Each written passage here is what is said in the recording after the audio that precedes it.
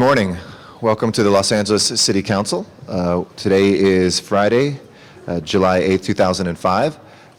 We are awaiting a quorum. We have 8 members here right now, but while we are waiting, we have a special presentation from Councilwoman Wendy Greuel, who's also going to be joined by a few of our colleagues. So Ms. Greuel, please.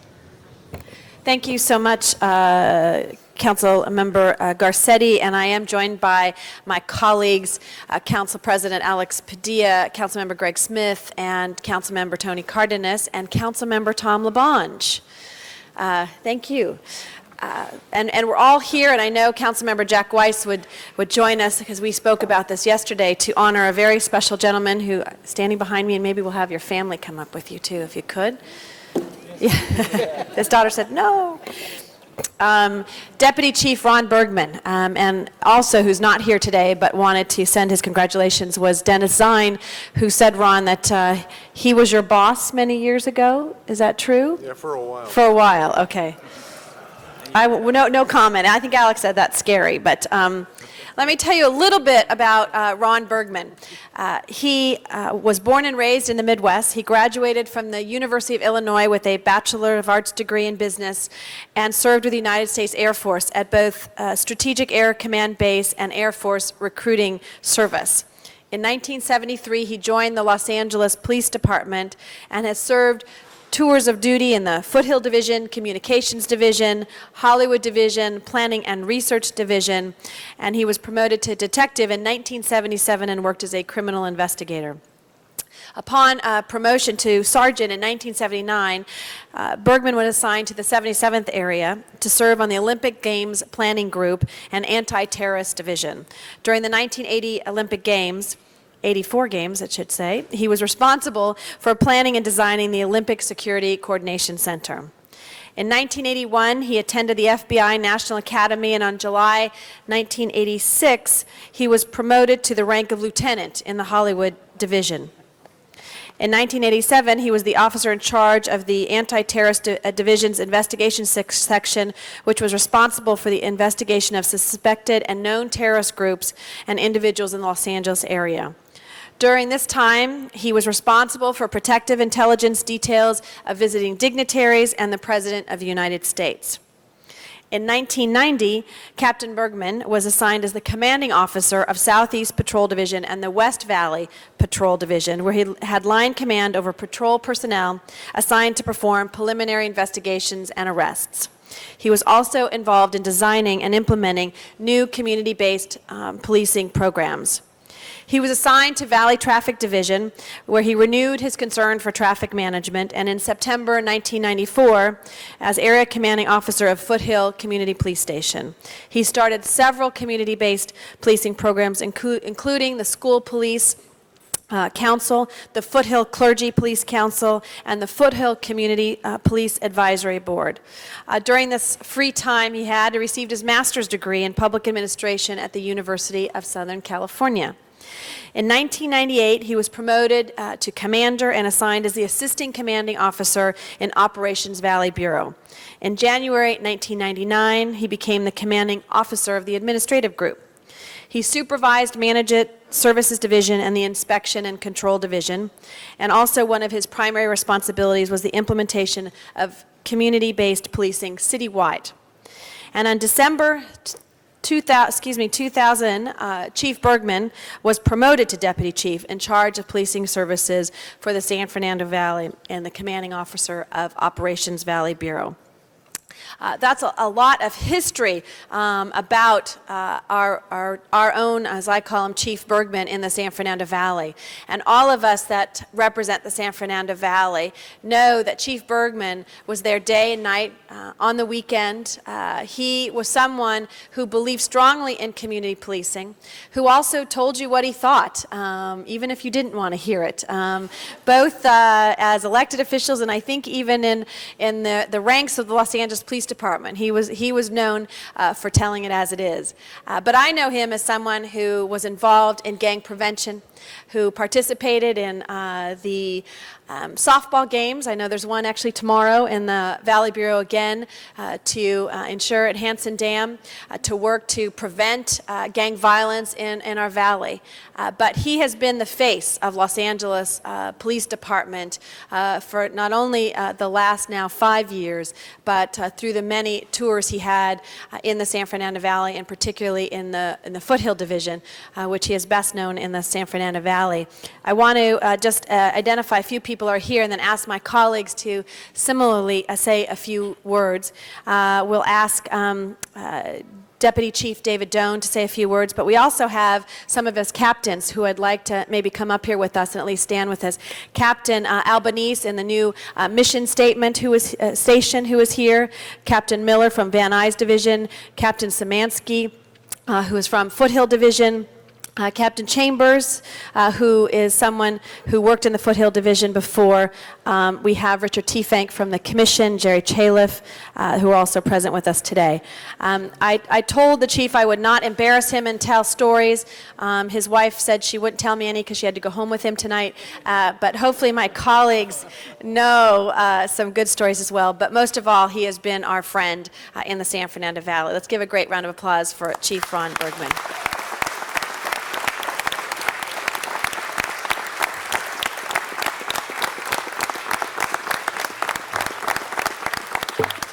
And I'd like to ask Council President Alex Padilla to say a few words.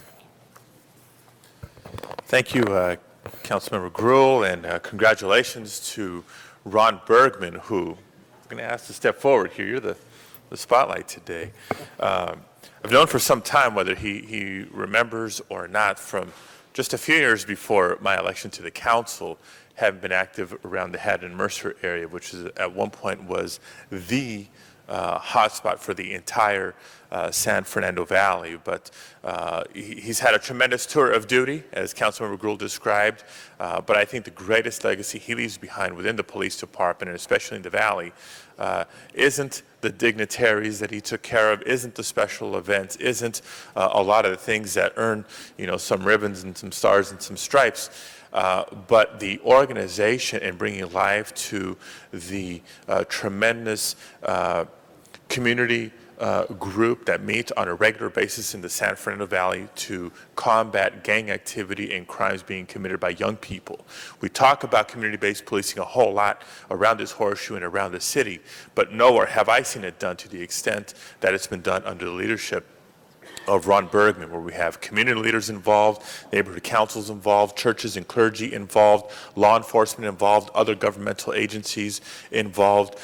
It's a big table, but everybody has a place at that table in trying to combat the problem that ails the entire city, but is being addressed most strategically, most aggressively in the San Fernando Valley. And I know with Michael Moore now rejoining us in the San Fernando Valley to continue what you've started, it's going to have huge dividends for all communities of the Valley for many years to come. So if for no other reason, there's a lot to thank you for, but if for no other reason, just for that, Ron, I want to say thank you and congratulate you on a great, a really stellar career with the Los Angeles Police Department.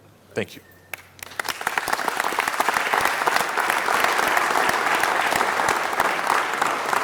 Thank you. I'd like to introduce Councilmember Tony Cardenas.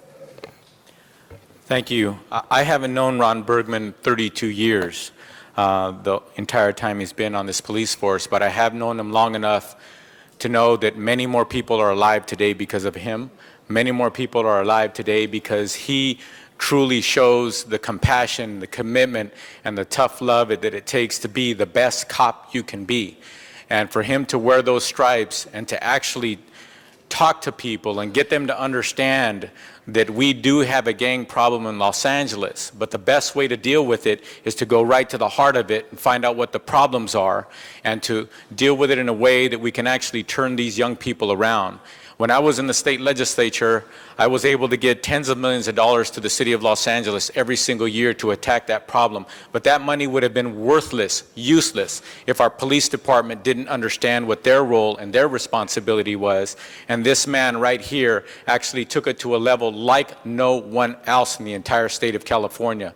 So I'm very blessed and honored to have him in the San Fernando Valley, to have him as a colleague in fighting crime. And it's very important for all of us to understand that we're losing somebody, we're losing an element in this city of Los Angeles that unfortunately looks like it cannot be replaced at this moment. Because he just doesn't bring these stripes and these 32 years of experience. He brings a uniqueness to be able to bring gang members together, to be able to get parents and families in the room, to be able to get leaders in the community who want to combat this thing and understand how we do it and how we do it right. There's so many things that I can say about Ron Bergman, but one thing that I'd like to say is this is the kind of man who was brought up right, the kind of man who says, I'm a professional and my job is to figure out how to get the job done. And if anybody and everybody brought that kind of stewardship, that kind of responsibility to their jobs, this world would be a perfect place. So thank you so much for being the best you can be. Thank you so much for putting that gun on your holster and realizing that you don't have to use that to get the job done as a cop. Sometimes you do, unfortunately, but 99% of the time, that's not the way to do it. You are a man of your word, you're a man of integrity, you're a man of action, and you're someone who's saved countless lives in the past and the present, and your work hopefully will live on into the future. I'd like to say something as well, and I'm putting him on the spot because we're thinking about how to revamp and redo how we approach this gang problem in the city of Los Angeles. And I'm going to be approaching my colleagues real soon to bring this man back on how we can do that. Sorry to his family, but I'm going to work him. I'm going to work on him. If I have to work on the family as well to express how important it is that we bring this man back into the city of Los Angeles to combat these problems, I'm going to do it as respectfully and hopefully with success. Thank you very much. God bless you.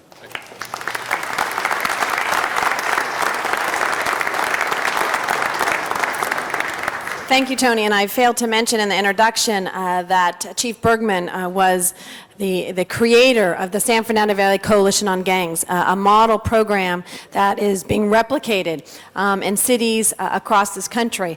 And he has spoken to a number of groups where he's been able to outline his success in bringing the community together to address gang violence in the San Fernando Valley. I'd like to introduce my colleague, Greg Smith. Thank you. And Ron, it's truly sad to see you go, but I know that you live in our community, that you're not leaving us as a city. But you know, I first got to know Ron Bergman really intimately when he was assigned to Foothill Division at probably one of the darkest times in LAPD's history, right after the Rodney King incident. And nobody had a tougher assignment in modern day history of LAPD than going to Foothill Division at that moment in time to bring the community back together, to keep the force together and keep policing intact in Foothill Division while calming down the fears and concerns of a community that was really upset with LAPD, and there was a lot of hatred brewing. And you did that with great skill and great respect for LAPD as well as the community. And you did it, achieved great success there. And it was those skills, I think, that you carried on throughout your life with LAPD, as we saw you work with the gang units and the drag racing and everything you did at OVB was done with great skill, and that was the skills you brought from those terrible times in Foothill Division that you learned how to work with every level of the community, not just the police officer, but the citizen on the street. And you continued that through your career with great respect. And I really respect what you did. I've seen you work miracles in some ways. I've seen you work out in the streets with the coppers doing the job of a police officer, not just as a deputy chief. And you really brought great honor to the uniform and to the badge. And it's a pleasure working with you. First of all, I want to just say, I will remember one thing very clearly, unfortunately, and that was he's a very stern disciplinarian. And we had a run-in one night while I was working in uniform, and about 2 a.m., as I was going back to the station, there was Ron Bergman in his Dockers and his shirt. And one side was smiling and the other side was frowning. And I said to him, "What are you doing here?" And he said, "No, what are you doing here?" And I think the point was served. But you treated it very fairly, and I appreciate that. I will always remember those moments working with you and for you. I want to say it has been my honor to work for you as a police officer. It has been my pleasure to work with you as a council deputy and a council member, and I look forward to years of service as a citizen. God bless you, and thank you for everything. You've been wonderful.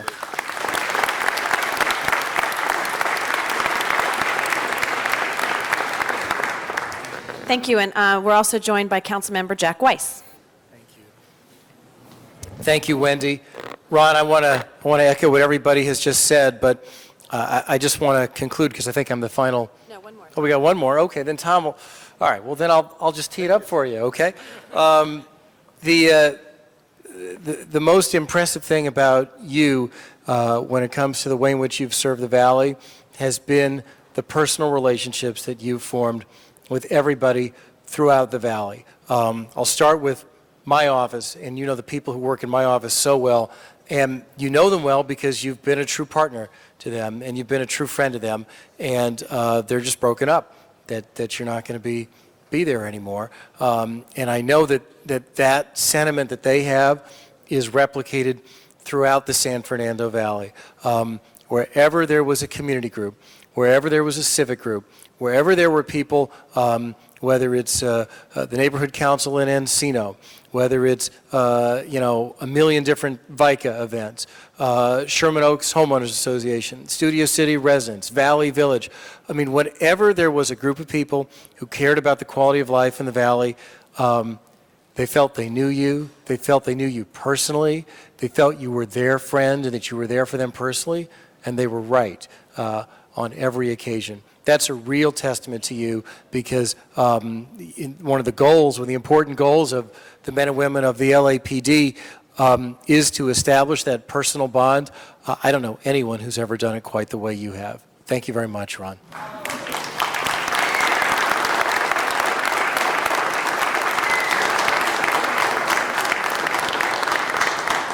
I'd next like to invite Councilmember Tom LaBonge. Wendy, thank you very much, Ron.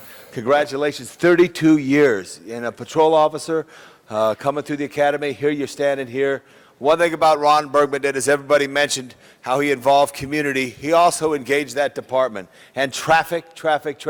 You put Valley traffic high on your agenda. You put the youth problem high on your agenda, the community problem. All of it you did well, and you did it with great integrity. So I just want to congratulate you and your family for this. But you really did a job that hopefully others will see that's the way to do the job. As Tony mentioned, that's the way to do the job, that you're a commander of a very large entity.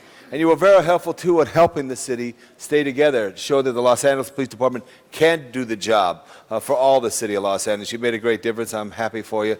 I know when Tony said he didn't meet you 32 years ago, I think I met you 31 years ago. I was drinking a Hires root beer in a bag on Hollywood Boulevard, and you stopped me. I think so, when you work in Hollywood, when I was a young guy. But anyway, give Ron Bergman a big hand.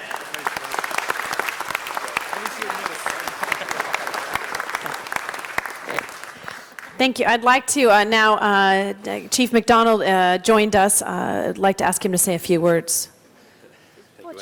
Thank you. Yeah, thank you very much.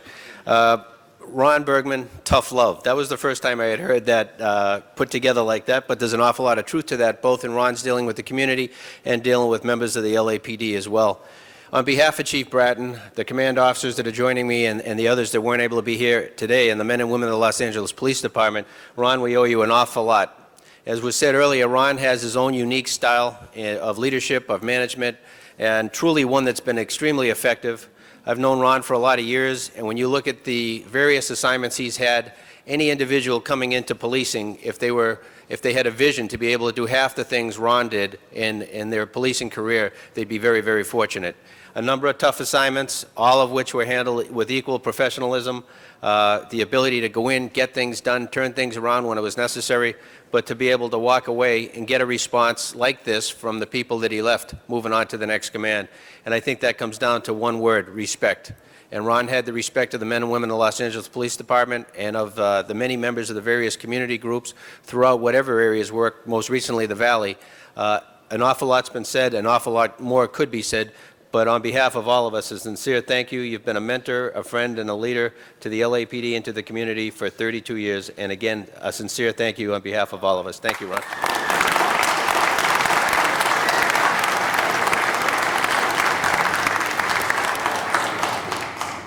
Well, it's clear that Deputy Chief Bergman is a jewel in our city and is someone who will be sorely missed, for someone who has gotten the respect and the appreciation of not only his fellow officers, but of the community as a whole.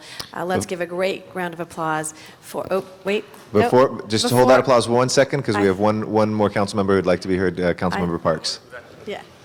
Thank you, Mr. President. Ron Bergman, I'm going to give you the rebuttal. No, first of all, Dave Gascon called me this morning on his way to the All-Star game back east and said to tell you that he would have been here otherwise, but baseball's his first love. He called you, okay. But he wanted you to know that. No, I just wanted to say thank you for what you've done. I met you back as a sergeant in 77th in the 70s, and it was kind of an interesting conversation. At that time, community relations was not a job that many people aspired to do. And I called you in and I said, guess what? Good news is that you, in 77, bad news, you're going to be my community relations officer. And you were stunned, and we said no. Next day you came in and said, are you sure? But did a wonderful job. Really set the tone on a number of issues at 77 to where when I was promoted to commander, I had a chance to replicate those throughout the Bureau. And then to follow your career and having a little to do with it as far as making captain and assignments. And I'll never forget the phone conversation we had when you made deputy chief. I asked you to go to a meeting and you wanted to know why would you go to a meeting, because it's just for chiefs. And I said, because you are one. And that was the way you were promoted. And so you had to go and defend your turf because they were talking about personnel issues. I said, you better go in there because they'll steal your bureau. And so, but it's been a good 30 plus years. Your family has certainly sacrificed a great deal for you to have that kind of career. I want to say to the lovely wife, thank you. Yeah. I'm sure he missed a number of personal events and family deals, but he was true and blue LAPD, and all of the things people have said about you are true.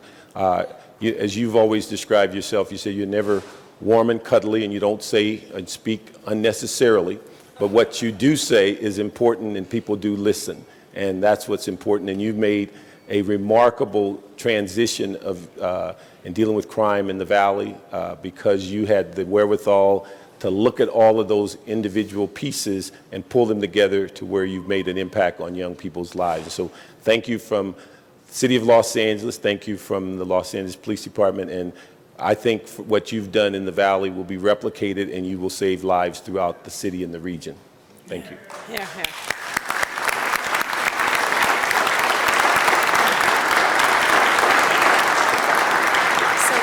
And my colleagues to join me here, we'd like to present you with this resolution commending you for your years of service here in the city of Los Angeles. It's very well deserved. Congratulations. Come on in. Please, come on. Take a quick look right there.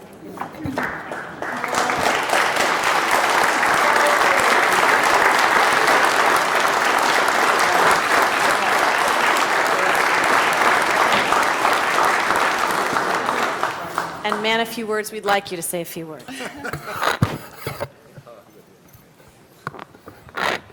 Well, I've been to a number of these in 32 years, and I never really thought I'd be looking forward to the day that I'd be here. But I am going to say a few words. You know, a lot of people have said some very nice things about me, but behind every good man, there's a good staff. And there are good commanding officers that work for that good man. And a lot of them are here today, and I'd like them to stand up. The people from my Valley Bureau staff and people who have been my staff, stand up.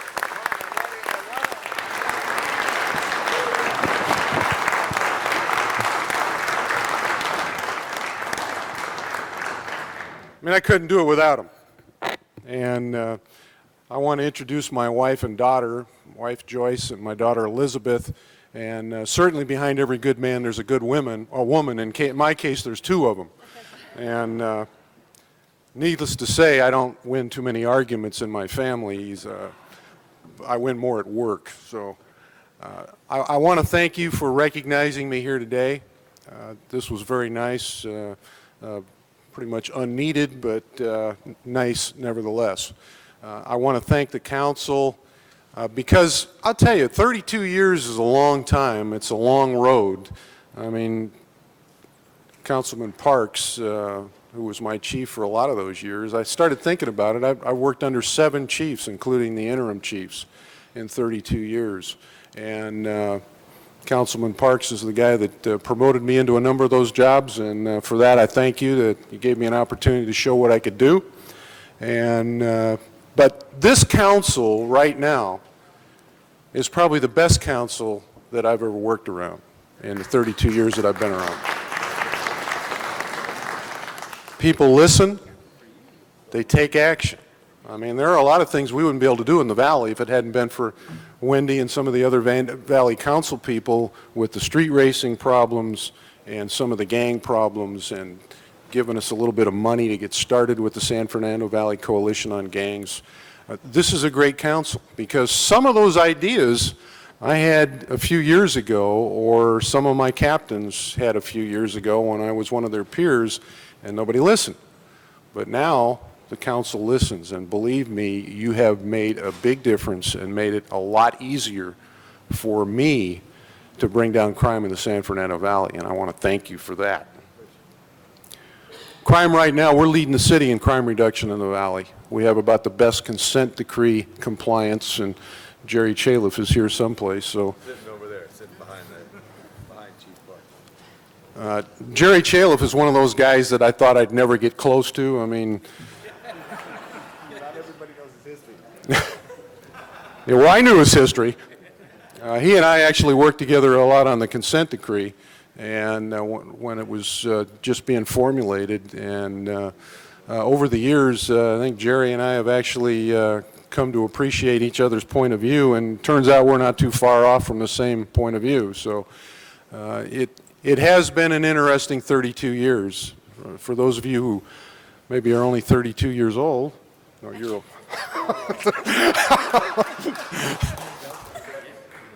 when we started, cars didn't have air conditioning, and we didn't have Rovers and Astros and cell phones and all the rest of that stuff. But you know, not too many people want to hear about that, because it reminds you of your parents say, I walked 12 miles through the snow to school. But it has been a great 32 years. I wouldn't trade it for anything. I've been surrounded with great people and a great institution. We've done a lot of great things over the years, and I'm sure LAPD is going to do a lot of great things in the future. And I just won't be part of it. And but I'll be in the city, and I'm one of those guys who does live in the city, and I live in the Valley, and a lot of people know where I live. And unfortunately, one of the guys just went to jail, but it's been a great career, and I'm looking forward to retirement, and just kind of taking it easy for a while. And if somebody wants to draft me for something on gangs, I'll come back and give you my opinion.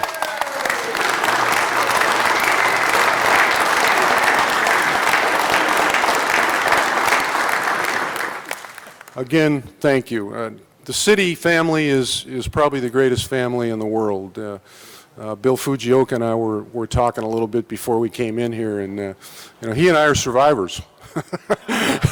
We laugh about that a lot. And you know, I was retained when Chief Bratton came in, I think because we were doing a good job in the Valley.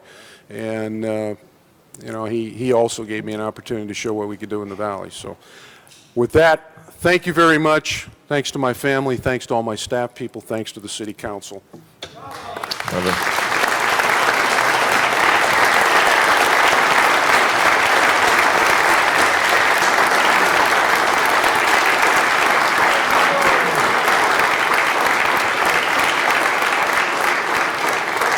Thank you very much, Ms. Gruhl. Thank you very much, Chief. Congratulations. If we can please call the roll. And if I can ask the folks that are part of this presentation not to go too far, we're going to try to run through the agenda real quick. Cardenas, Garcetti, Gruhl, Hahn, Labange, Parks, Perry, Reyes, Rosendahl, Smith, Weisheim, Padilla, 10 members present, and a quorum, Mr. President. Okay. First order of business. First order of business, approval of the minutes. Mr. Rosendahl moves. Mr. Parks seconds. Commendatory resolutions for approval. Okay. Those are approved. Before beginning the regular agenda, there has been a request to continue items 20 and 24 to Tuesday, July 12th. Is there any objection, colleagues, to continuing 20 and 24 until Tuesday? Seeing none, so ordered. On the regular agenda, items 1 through 6 are street lighting district items, notice for public hearing. Those public hearings are opened, and we'll keep those open, right? Is that correct? Actually, no, these Or are we'll close them? confirming the assessments. Okay, well, let's go ahead and let's take those together. Any specials on those? If not, let's open the roll, close the roll, and tabulate the vote. 10 ayes. Those are approved. And the ordinances do go over for 1 week. Okay, those will go for 1 week because we're shy of 12. Next order, or next group? No? Okay, oh yeah, Mr. Rosendahl, I believe wanted to reconsider item 12 from last meeting? Yes, Okay. Mr. President. I'd like to reconsider it from Wednesday's agenda, the adult entertainment ordinance, in order to continue the item for an extra week to accommodate city staff schedules. Okay, let's open the roll on reconsideration first. Open the roll, please. Close the roll and tabulate the vote. 10 ayes. If there's no objection, then we will continue that item till July 27th now. Oh, and the city attorney needs to mention the council file. Thank you, Mr. President. The council file number is 03-2187-S3. Okay, thank you for that clarification. That will be continued till July 27th. Thank you. Back to the regular agenda. Items 7 through 26, with the exception of 20 and 24 that were continued, are items for which public hearings have been held. Committee reports have been circulated to all members on items 8 and 25. Okay, any specials, colleagues, from these? Mr. Parks? Number 9. Number 9? Okay. I'll call number 7 special. Any other specials, colleagues? Ms. Next. Gruhl? 27, I'm going to go to it. 27, sorry? We're not there yet. We're not there yet, okay. No other specials. Let's open the roll on the balance of the items. Please close the roll and tabulate the vote. 10 ayes. Those are approved. Next batch of items, please. Items 27 through 40 are items for which public hearings have not been held. 10 votes are required for consideration. And on item 27, a motion is required to either approve or disapprove the appointment. Ms. Gruhl? Yes, colleagues, on item number 27, we would like to disapprove that item. This was in conjunction with Mayor Hahn and Mayor Villaraigosa to hold this appointment for Mayor Villaraigosa. So we'd like to reject this appointment and send Okay. it back to the mayor. All right, there's no objection to that. We'll have that motion before us. Any other specials? I believe 31, we have speaker cards, and 32, and number 40 as well. So we'll call those specials for the speaker card. Any other specials, colleagues? No? Seeing none, let's open the roll on the balance of the items. Please close the roll and tabulate the vote. 10 ayes. Those are approved.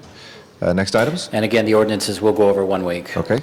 On the continuation agenda, item 41 is an item for which public hearing has been held. Okay, item 41 is before us, colleagues. Sorry, Yes, Ms. Mr. Gruhl? Garcetti, Yep. we held this over. We had a speaker card Okay. that arrived last time after We'll the call that meeting. special So we'd then. like to call it special. Okay, hold 41 special for the public speaker cards. And any other specials, Mr.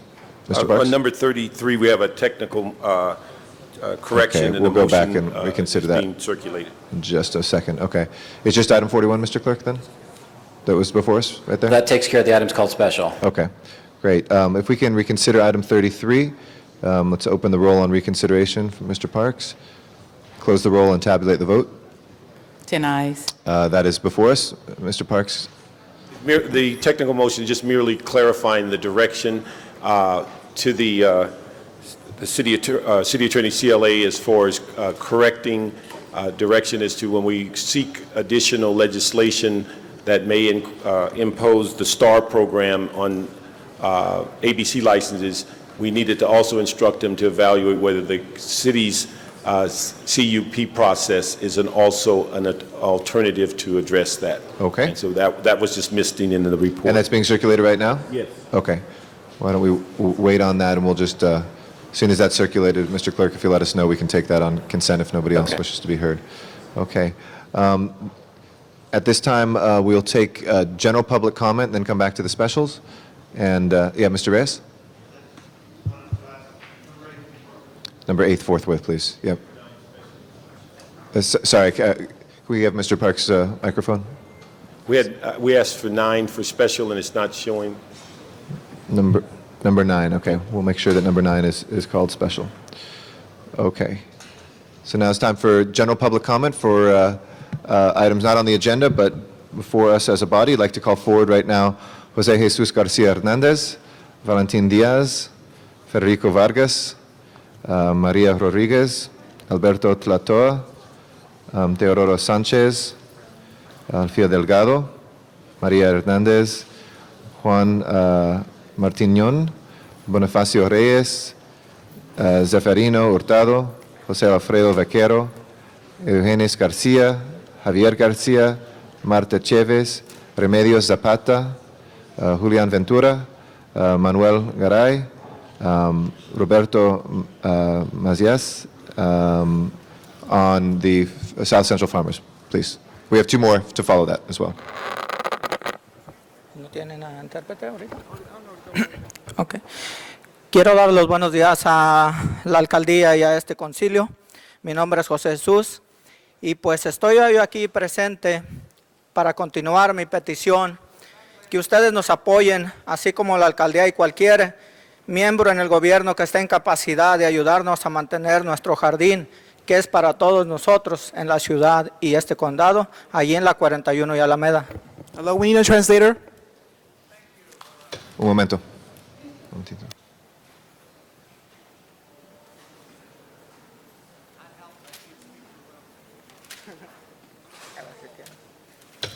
Un momentito, gracias.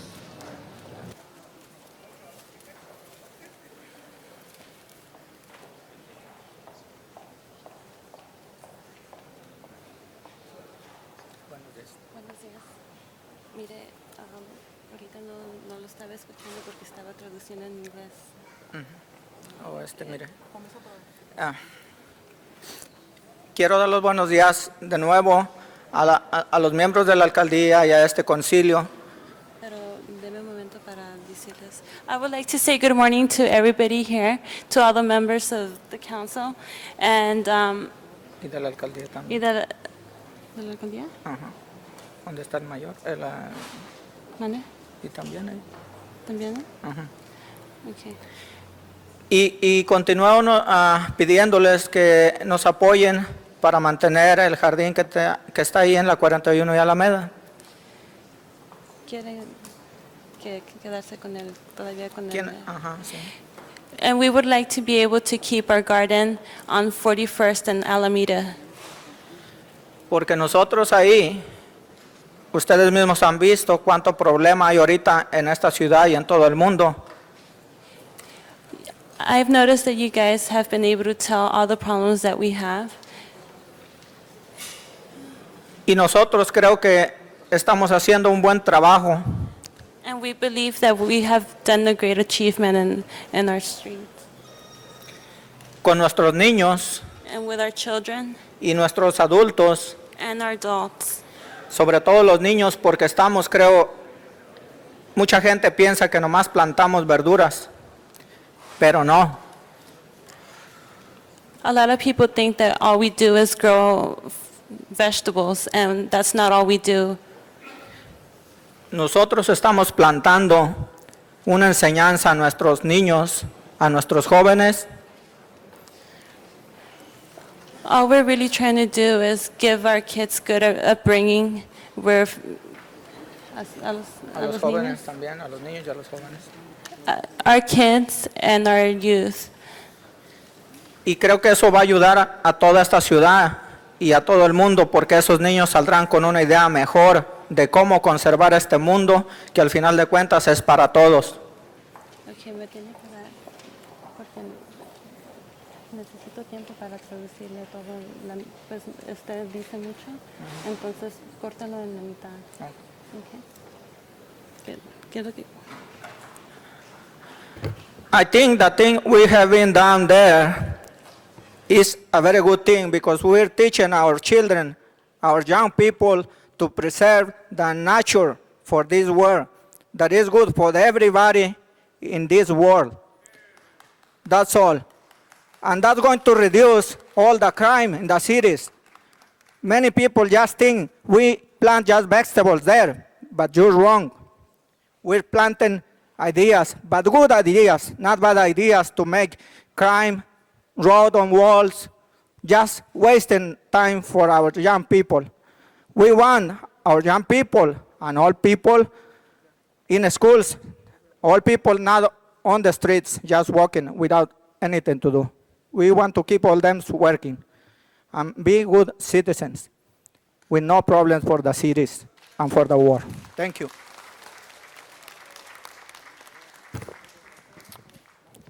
Good morning, City Council members. My name is Alberto Catoa, currently East Los Angeles College students. And first of all, I would like to call out John Perry. Where is John Perry? She's supposed to be representing us, and apparently she's not here right now.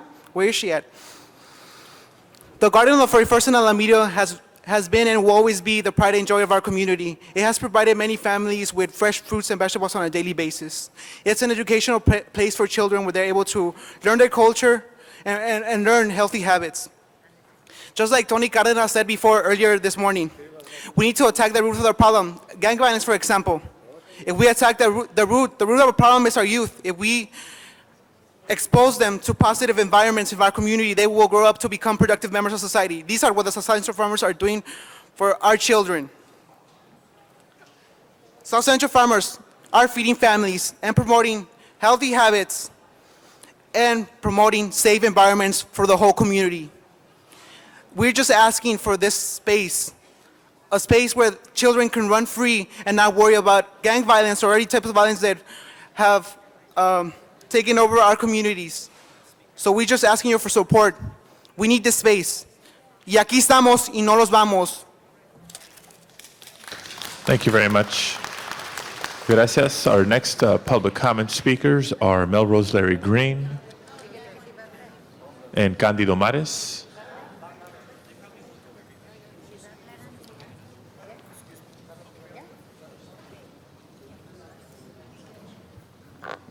Good morning. I agree with the last speakers, by the way. I do speak Spanish. Yo hablo español también. Es muy importante que tenemos agricultura en esta ciudad. And that means it's very important that we have agriculture in this city. I spent many years living in Israel and worked on kibbutzim in the Negev. And I hope that you will always support these farmers on Alameda and 41st Street, because agriculture is a tremendous asset to solving the ills of the city.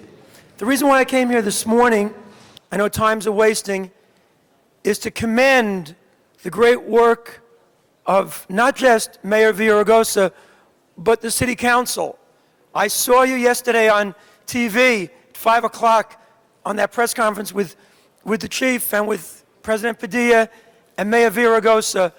But the reason why I'm here this morning is to let you know that I'm all over the place. Chief Bratton said to me last night at Larry King's studio, "You're all over the place, Melrose." Well, you know what?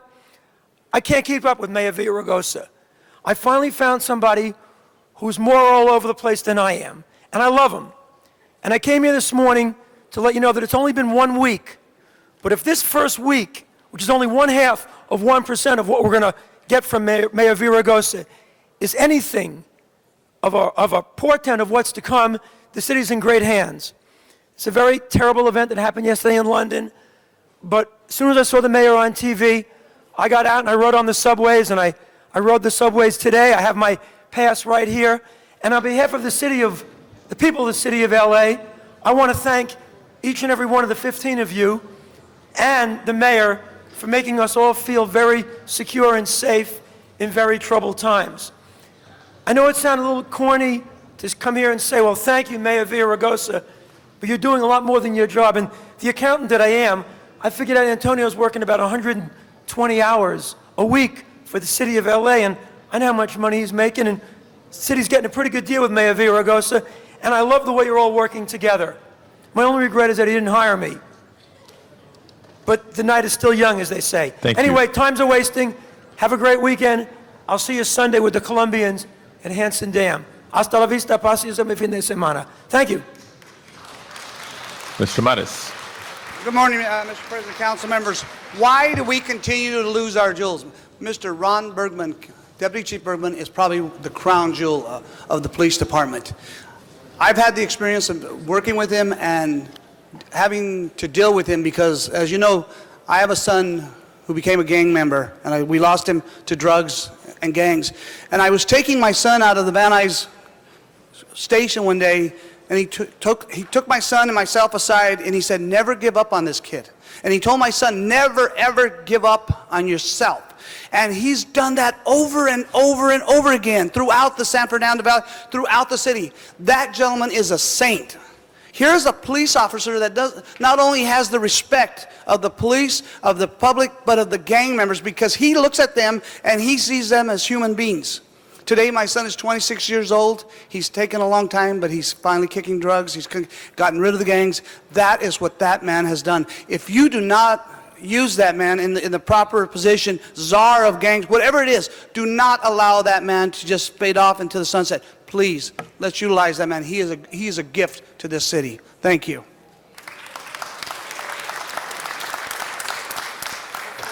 Thank you. This concludes general public comment for today's meeting. Mr. Clerk, next item, please. Item 7 was called special by Councilmember Garcetti. Actually, colleagues, unless there's an extreme objection, I believe the balance of the items called special should move relatively quickly. Let's move through with the other items called special. We'll end with item 7. I know there's a lot of people here to speak under public comment on this item. So, next item, please. Item 9 was called special by Councilmember Parks, and an amending motion has been circulated. Mr. Parks, I know the amending motion is circulated. It's technical in nature. Did you wish to speak on this item? No, sir. Okay. I think it's self-explanatory. Any objection to proceeding with the vote? Seeing none, let's consider item 9 as amended. Mr. Clerk, please open the roll. Oh, I'm sorry. Let me make a mistake. I didn't hear the number. I thought you were talking about our other technical motion. Okay. 9, we do have speakers on it. Okay. Let's hold item 9 then on the desk as well. But 7, let me get the right number. Okay. We had 2 technical motions. Okay. Item 9 is the Robinsons, Macy's. Okay, we have speakers on that. Okay. Well, let's hold that. We don't have speaker cards, so Okay. Get me those But I mean, if you have the them. staff. Okay. Let's go to the next item at this time. Items 31 and 32 were being held for cards from the public, Okay. and they are the That's same type of items. Melrose, Larry Green, joint public comment for items 31 and 32. Items 31 and 32 are very important. They are basically, you have laws in the state of California that you sometimes have to bypass for the public good, and that's what, for those of you watching on TV, it's a categorical exemption, communication from the Chair of Public Works Committee relative to establishing pilot programs in different city council districts to basically allow removal and graffiti and illegal signs, placing temporary signs in a way that ordinarily it's not technically legal. But we must support these items because graffiti is terrible.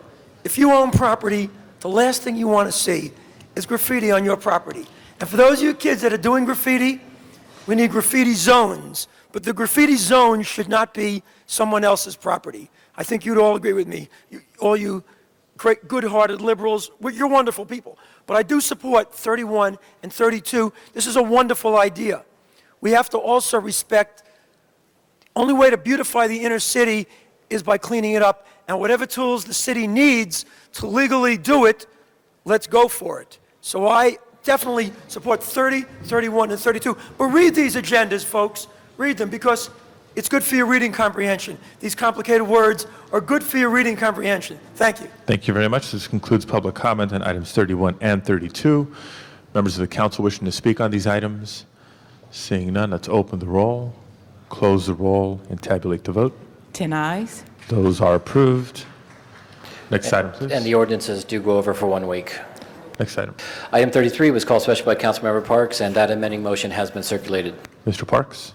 Now, that's the one that has the technical motion and also is self-explanatory. It just deals with correcting the staff report. Okay. Other members of the council wishing to speak on this item? Seeing none, we can take item 33 as amended without objection. Let's open the roll, close the roll, and tabulate the vote. 10 ayes. That is approved. Mr. Reyes? Yes, forthwith on 31, please. Forthwith on 31. Next items.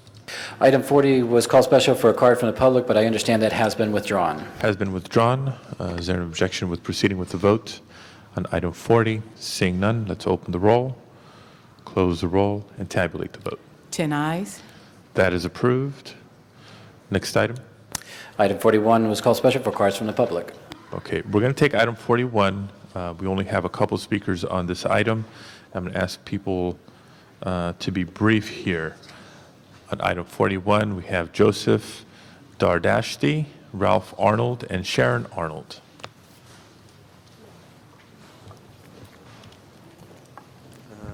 Good morning. My name is Joseph Dardashti, and I'm here regarding for the problem we had the fire department for the brush charges. And our problem is we clear our property, but with the fire department, and what they said is we didn't clear it off enough, and we didn't do a good job, and they told us to send they told us that they send us a letter, and we haven't received any paper or any letter from the fire department, and they send it to the wrong address actually. And we haven't find out these charges until we got the bill from city tax, and with a few places that we go through what the charges are that they find out is from the fire department, and we took a picture that we cleared our property, and what happened was they're still having a problem that they are telling us we clear 4 parcels, and actually we have like about 8 parcels. They told us you clear 4 of them, and 1 of them you clear not enough. I don't understand how come we can clear 4 and we don't clear other 4. As we know exactly what we have to do to clear our properties and our parcels because of the fire problem. Anyway, we have like about somewhere around $4,424 charges that such we clear our property and we brush our lands. We don't know that's our problem is exactly. Anyway, that's all I can say, and the other part is we haven't received any letter from the fire department, and we didn't know exactly what we have to do, and still is keep going and keep sending us the charges and billing, and every day is keep going and going and going. Thank you. Let me hear from Anyway, the other. and have a wonderful day, I hope. Thank you very It's good much. enough. Mr. and Ms. Arnold? I only have 2 minutes to speak, so there's more issues and evidence beyond that I need to address. You have folders with a lot of information in them. There's something beyond that. I'm here because I'm a struggling parent trying to show my 25-year-old autistic son a civic lesson. I am trying to show him that justice wins out and that violence is not the answer. Oh, thank you. Okay. I have a piece of property, a lot that 5,400 square feet. It's larger than 11 city lots, and all but 3 square feet are classified as backyard. There's approximately 900 linear feet of uphill slope. See the pictures. Okay. So basically, my family is composed of physically disabled, emotionally or learning disabled, and in the middle of all of this, my sister developed breast cancer, and it was necessary for me to be her full-time, my unmarried sister developed breast cancer, and I was the only one available to be a full-time necessary care, so that took, a couple of months out of my time. Enclosed are the pictures of vegetation that was cleared. I was falsely accused of not being responsible, so you can see the fire department's evidence. Canceling the bill for the $4,256 did not begin to compensate me for the unjustified, violent, crooked, terrifying act for which I suffered. Here's a picture of the way my driveway looked for 4 days. The fire department has a pattern of doing this for, I believe I was told 900 other people, including disabled. I'm here to ask the City Council for an outside federal investigation and a grand jury investigation into both the fire department's procedures and thefts, and the damage the next door development did to me and my neighbors, and is there any connection? I feel that you have the fox watching the hen house. I think every single action should be investigated and examined from both sides of all the issues. So when the fire department came in and took my wheelchair, my walker, my scooter, and took other stuff, I was obviously Devastated, called the police, and instead of the police protecting me, the police protected the fire department, ignoring reality and put forth every effort to justify their fair play. There is no checks and balances. Complaints to the city attorney, the councilman, the disability office, dispute resolution, and all are given back to the fire department, and they have the power over the Constitution because they don't have to do anything legally. They became judge, jury, and executioner.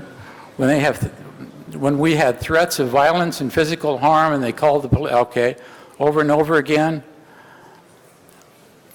At this point, I feel that we have an imperial government outside the Constitution, and I expect the fire department to redefine the brush issue into something else, and it's a bait and switch. Thank you very much. Our final speaker. Yes, ditto to what my husband just said. Note to all of you with the file that we created for each of you, the first 4 pages are totally unedited script from which we're reading. So please take that into account when you read the first 4 pages. The only thing I wish to add to my husband's comments are, I feel that this is the opportunity for the City Council to step up to the plate, ask for a thorough investigation, including a grand jury hearing into the practices and procedures of the fire department and their personnel. I feel I am being punished for being spokesperson for the development or for the neighborhood with regard to the development to our south,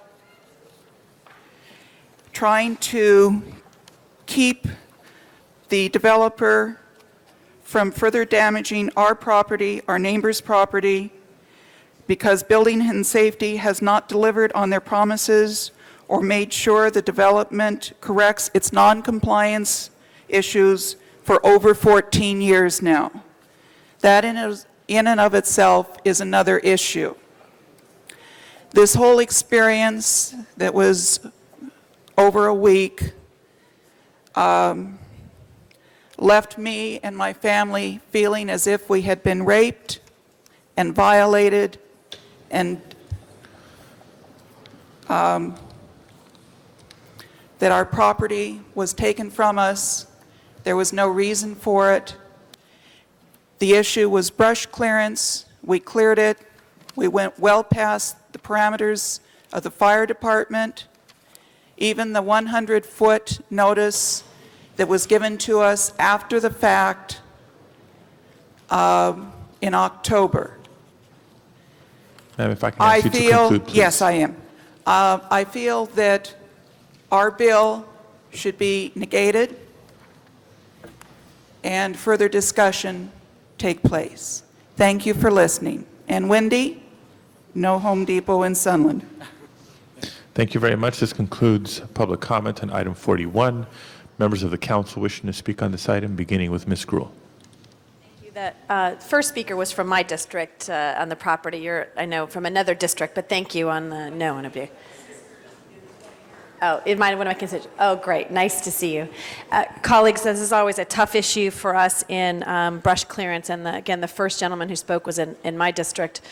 There was a third-party arbitrator who did review his appeal and so forth. And as difficult as it is, I would support the fire department's position.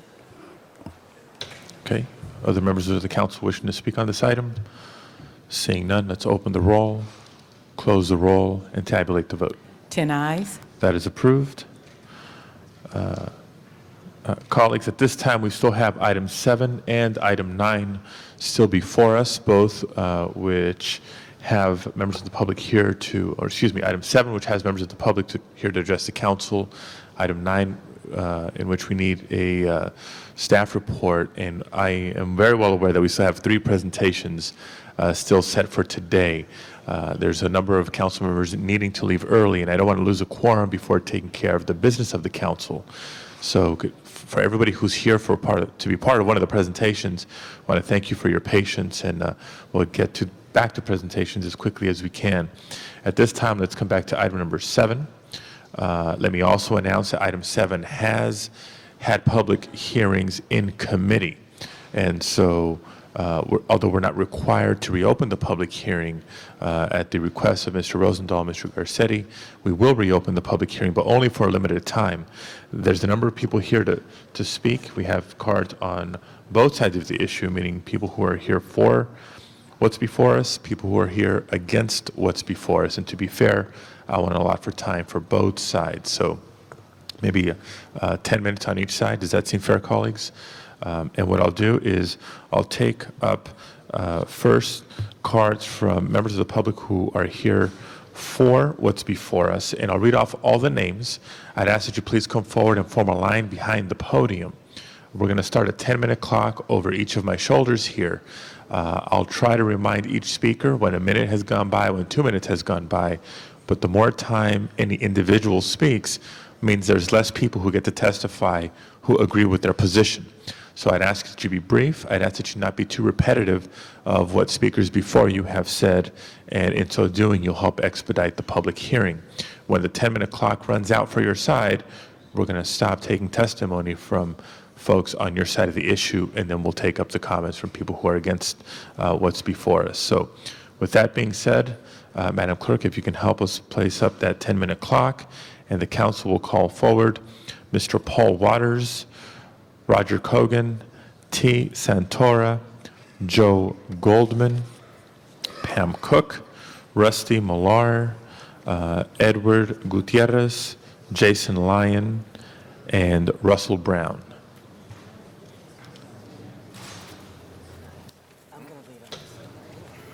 Go ahead. Good morning, council members. My name is Jason Lyon. I'm co-chair of the Silver Lake Neighborhood Council, here representing an official position of the council.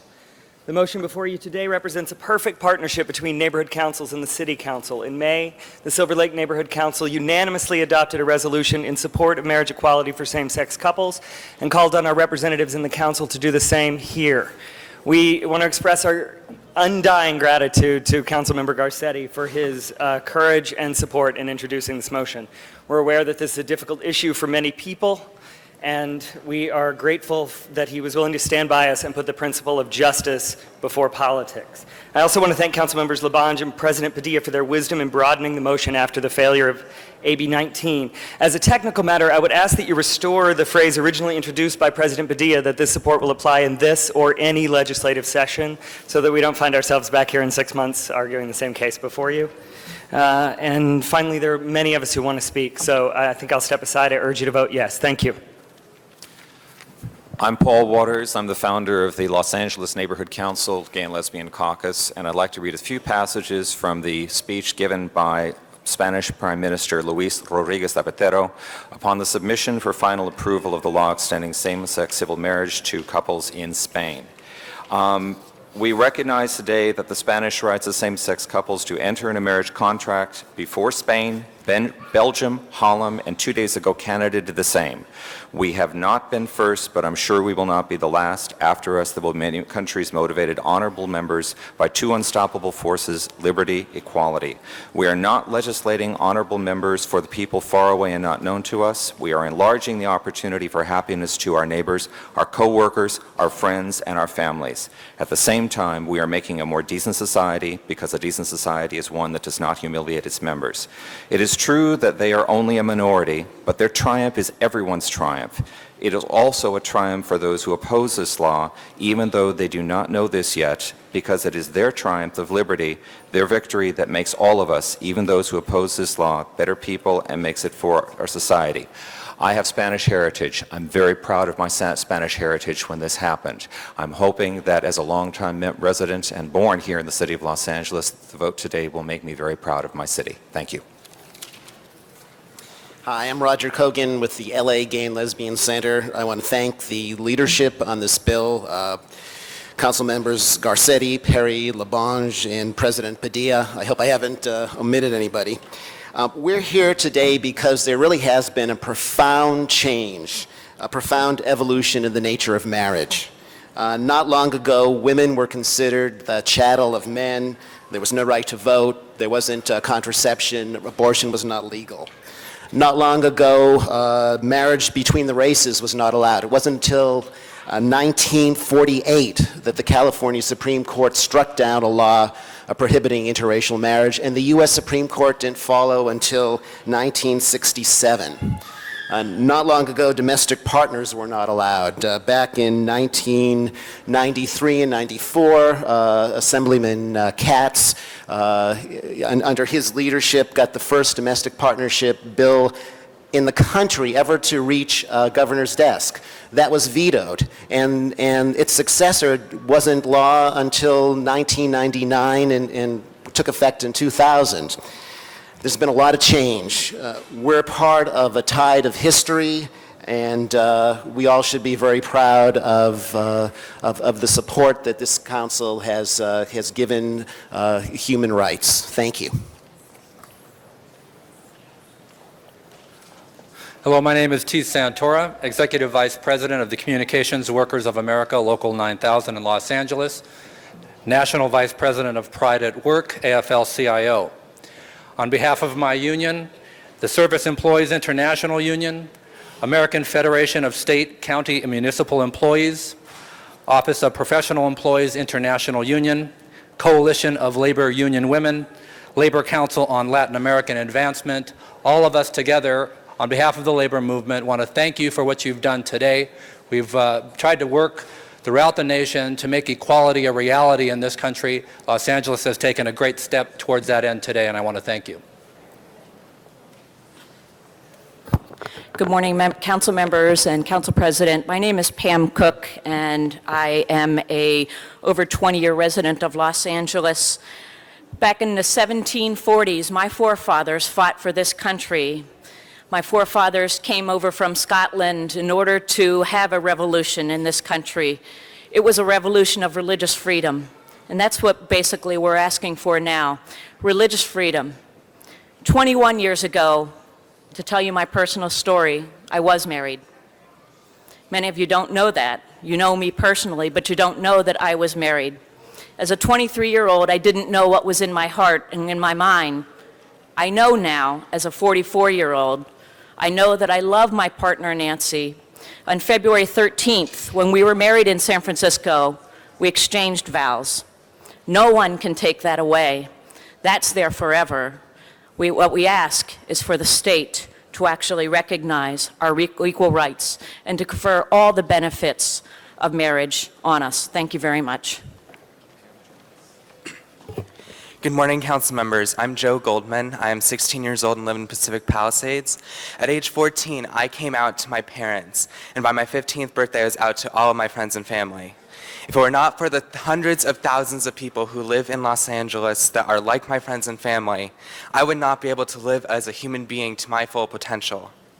The Gay Rights Ordinance the Los Angeles City Council passed back in 1979 has proved to be the foundation of similar legal protections throughout California and the country, along with protections for gay and lesbian couples through domestic partnership programs. Domestic partnership programs are definitely a great step in the right direction. However, they still make gay and lesbian couples second-class citizens. Just as my parents and grandparents have done, in my future, I too want to have a spiritual, emotional, and legal marriage. Please notice I've not asked for gay marriage, because gay marriage implies that gay couples are requesting more rights and privileges that married couples do not already have. We just want the same rights and benefits provided by civil marriage, no more, no less. Now is the time that the City of Los Angeles must stand up for all of its citizens and say that it too supports marriage equality. There is no reason for a government to say that a loving couple should not be able to wed because it involves two men or two women. It makes a world of difference to me, a 16-year-old boy, to know that my local government supports my future. Let this resolution break through every closet door to allow all people, regardless of who they are, to be themselves and marry the one they love. I am proud to say that I am gay, and I am just as proud to say that I am an Angelino and an American. Good morning. My name is Eddie Gutierrez. I am the Communications Director for Equality California. We represent the largest statewide gay and lesbian organization in the country. We are the lead sponsors of Assembly Bill now 849, the Religious Freedom and Civil Marriage Act. this would guarantee the freedom to marry for same-sex couples. This is the issue of equality, respect, and responsibilities for our communities. This is about basic legal protections and responsibilities. This is about the government not discriminating against my partner. We've been together for more than 9 years. We live in Glendale, and we want to have the same protections as any other family. This is also an issue of how diverse our communities have come to be. Recent study from the University of California of Los Angeles, the Williams Project, came out that in California, the largest population of Latino same-sex couples live in California. The largest concentration live in Los Angeles. I am part of that community, and we ask for no more and no less than full equality. Thank you, and we support the resolution. We hope you do as well. Good afternoon. My name is Russell Brown. I'm almost a 27-year resident of LA. I'm part of the Gay and Lesbian Caucus of Neighborhood Councils, also organizing chair of a downtown diverse group of gay and lesbian residents out in downtown. I'm very proud to be part of LA, part of a community that's diverse and respects all of its citizens. We have members now on the city council and our staff in every part of the community. I've been in LA for 27 years. Most of my life, however, I lived in the community of Memphis, Tennessee that was not so open, where I saw discrimination all the time. It was a community where separate water fountains, separate bathrooms, separate places on the bus, separate lunch counters were only part of what the city life was. Inferior schools also represented inferior opportunities, lack of family support, and inferior hopes for whole groups of people. As part of that, there was national garbage strikes that were in Memphis that went from a workers' rights to a civil rights issue to a national civil rights. The consequences of that was Martin Luther King being assassinated. I remember seeing a third of downtown burned to the ground. I remember being raised by a mom who worked at an inner city hospital and dealing with the consequences of all of that.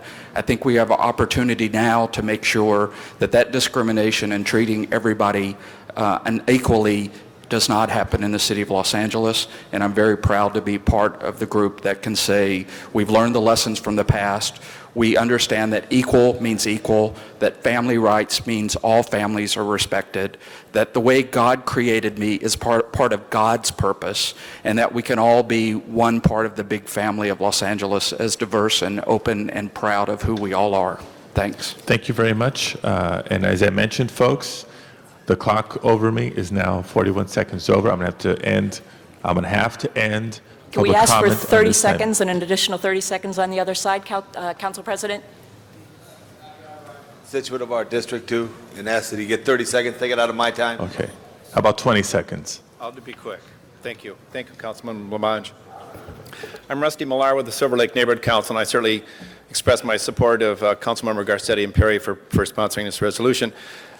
Equal rights are granted to all Americans. We cannot cherry pick them to suit our particular agendas. Equality is just that, equality for all, not partial equality.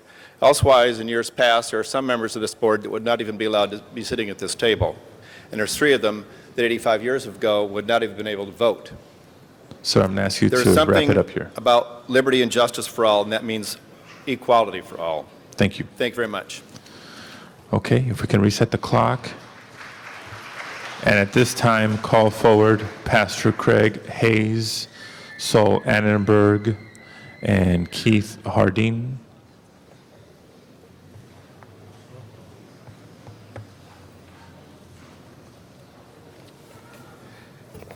Mr. President, council members, good morning. My name is Pastor L. Craig Hayes, and I have members of my church with me here. We're representing Dr. Frederick K.C. Price of Crenshaw Christian Center, Los Angeles. Crenshaw Christian Center's position on the second part of item 7 is that you not vote for this resolution. It would close the door for any future dialogue concerning same-sex marriage legislation that has already been voted or will be voted on by the state of California. We urge you not to adopt this resolution. Thank you so much for your time. Next speaker, please. Well, good morning. Good morning, City Council members. I take it by the title, Religious Freedom and Civil Marriage Protection Act, that church and state is no longer separate, at least in some aspects. So Your name, sir? I'd like to start out by responding to your recent 2005 resolution representing all... May I ask your name, please? Oh, my name is Keith Hardeen. Thank you.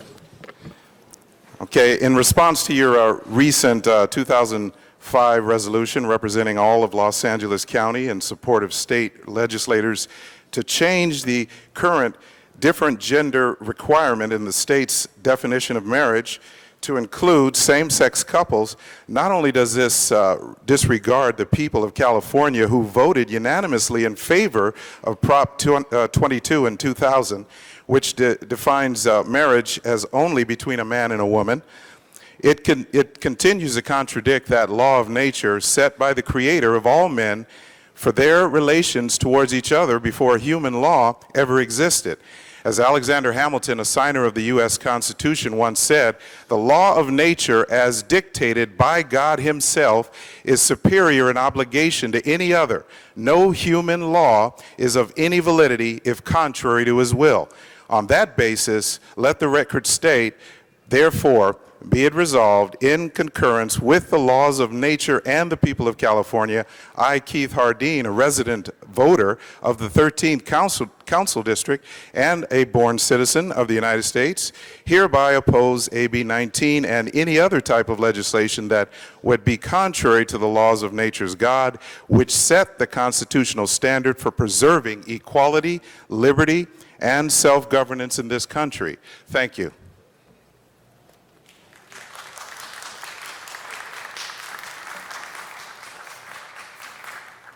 My name is Saul Annenberg. Council members, thank you for permitting two sides of a story here. We're all entitled to that. This is America.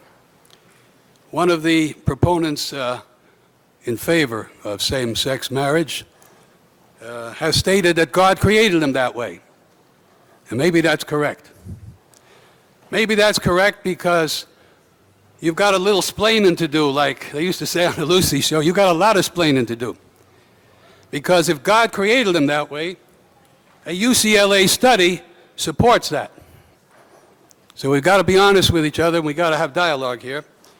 UCLA study says that the brain structure of gay men, homosexual men, is different from that of men who are not homosexual. So we have all men are not created equal sexually. All men are not created equal sexually. So you've got some splaining to do. People on a lot of these progressives who I see here today, you're probably going to get your way. You're going to probably have the resolution, and Mayor Villaraigosa is going to sign it. But as far as I know, the city clerk doesn't marry same-sex couples. Only the county can do that. So you have to go to the county if you want that. But there's some unfavorable things that gay people have been associated with. The Roman Catholic Church has spent millions of dollars paying out because of gay priests. So we've got to have some splaining to do. You've got a lot of splaining to do. And of course, we always have sexual offenders that the parole and probation services of our state or county are inefficiently letting walk the streets. So when your head hits the pillow tonight, Councilman Garcetti, Mayor Villaraigosa, those of you who want this, I respect your wishes. You can have it. But please, please do a little house cleaning. Thank you. God bless you.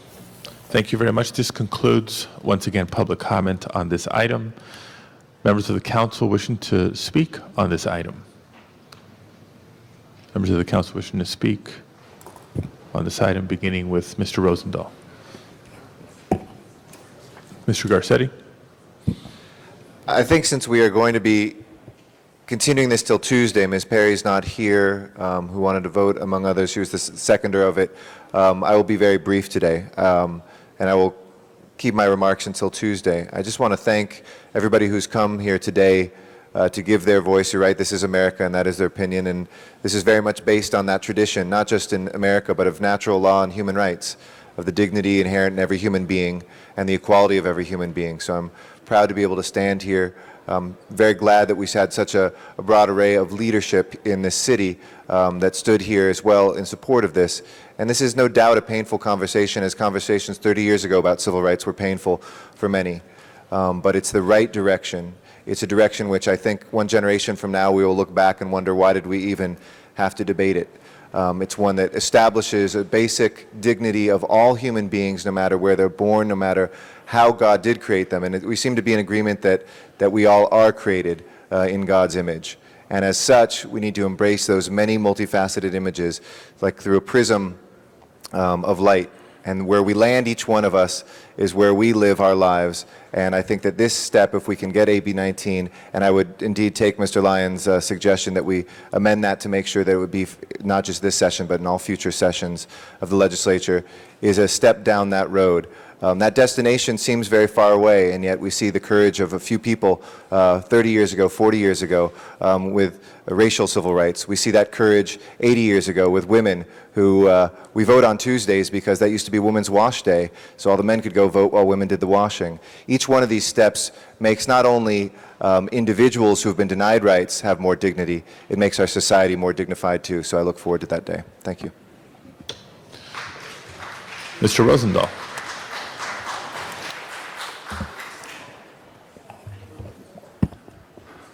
Mr. President, colleagues on the Los Angeles City Council, in my first week on this council, many different issues have come up before us, and this on Friday is also appropriate. As the LA Times has written more than once, I am openly gay. I am proud that I'm gay, and God made me this way.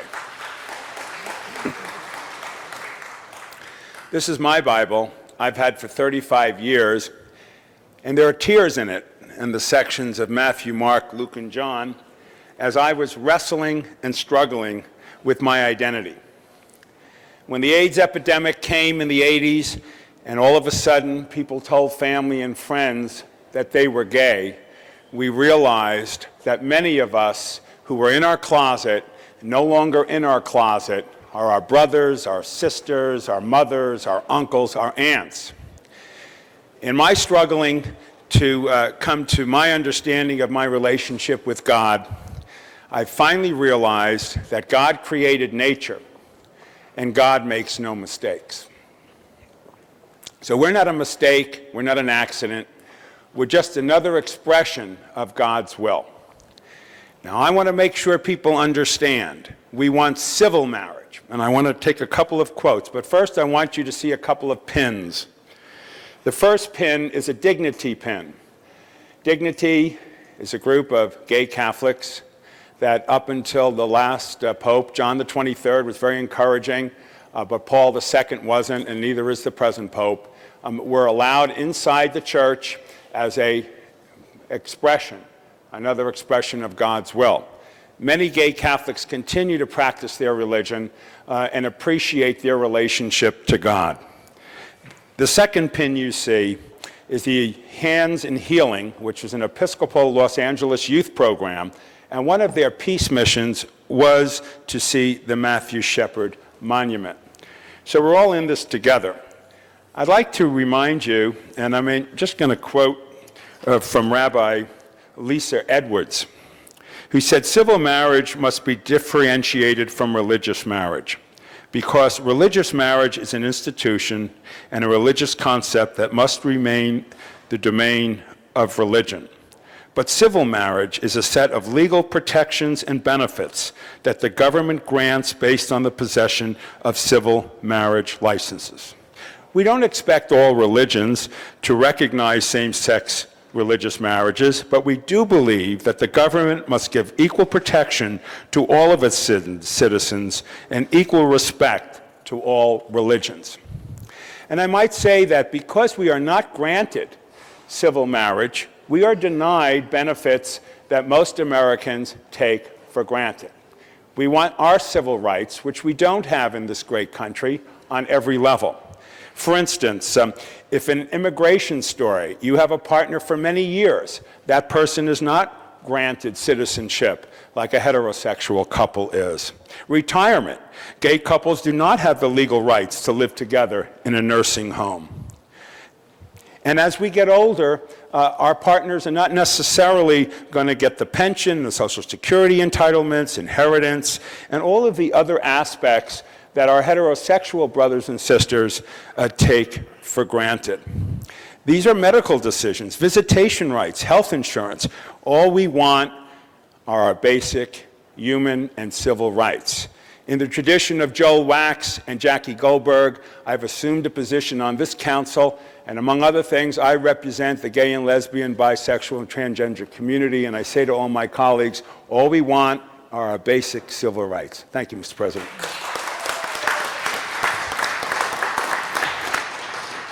Mr. Labange. Thank you very much, Bill Rosendahl. I love you, and I love the people of this city. Eric, thank you for your leadership. I stand here and thank those who came down here. What I want for all in Los Angeles is what I got. I got a great family that I came from. I got great support. I got a great wife. I got great children. And I think everybody should have that. It should be their choice. And whoever they are. And Pam, I thank you for coming down and expressing something that I'm sure was an evolution. Growing up in Los Angeles, it's a community that's always been diverse. I've come from the greatest community, I think, in Los Angeles, which is Silver Lake, which has absolutely always been diverse. And as we've evolved over the years, things happen. We never think we'd talk about this 20 years ago, 10 years ago. When I started with the city of Los Angeles, the big issues were related to how the city, the police department interacted with the gay community, and not in kind ways at that time. Evolution took place. People worked together. People understood more. Evolution is very important in the aspect of the being, the human being. So I just wanted to stand to thank Mr. Garcetti, and I know this is going to be continued to Tuesday, but also let us know we also have to think it's important for all of us to look at the word, whatever we are, whatever we feel, to hope to have the same beauty and benefit of whatever that may be. And if you love somebody, and if you want to be with that person the rest of life, you should have the absolute same benefit that I have with my wife, Bridget Labange. Thank you very much. Thank you, Mr. Labange. Other members of the council wishing to speak on this item? If not, colleagues, there has been a motion to continue this matter until Tuesday for a vote. Some of our colleagues also wish to express their support who are not here today. So without objection, this matter is continued for this next Tuesday for a vote. And for those who are in the audience thinking about coming back, we've had public hearing in committee. We've now had public hearing in council, so we will not be reopening the public hearing on Tuesday. We'll simply be voting on the item. Mr. Clerk, next item, please. Item 9 was called special by Councilmember Parks. Mr. Parks. Thank you, Mr. President. I'd like to ask staff from CDD, CLA, and the CRA to come up, please. Colleagues, this motion initially came forward as an issue that primarily impacts the 8th District, but I think it'd be important for this presentation because as we look at mergers throughout this nation, and particularly how they impact our business district, we know that a while back the Broadway department store under the banner of Federated about 5 to 7 years ago moved out of the Crenshaw area. Left a 200,000 square foot building vacant for 5 years, almost caused a shopping center to go under. Subsequent to that and other mergers, that company is now just merged with Robinson May. Just happens to be the other cornerstone of the same shopping center.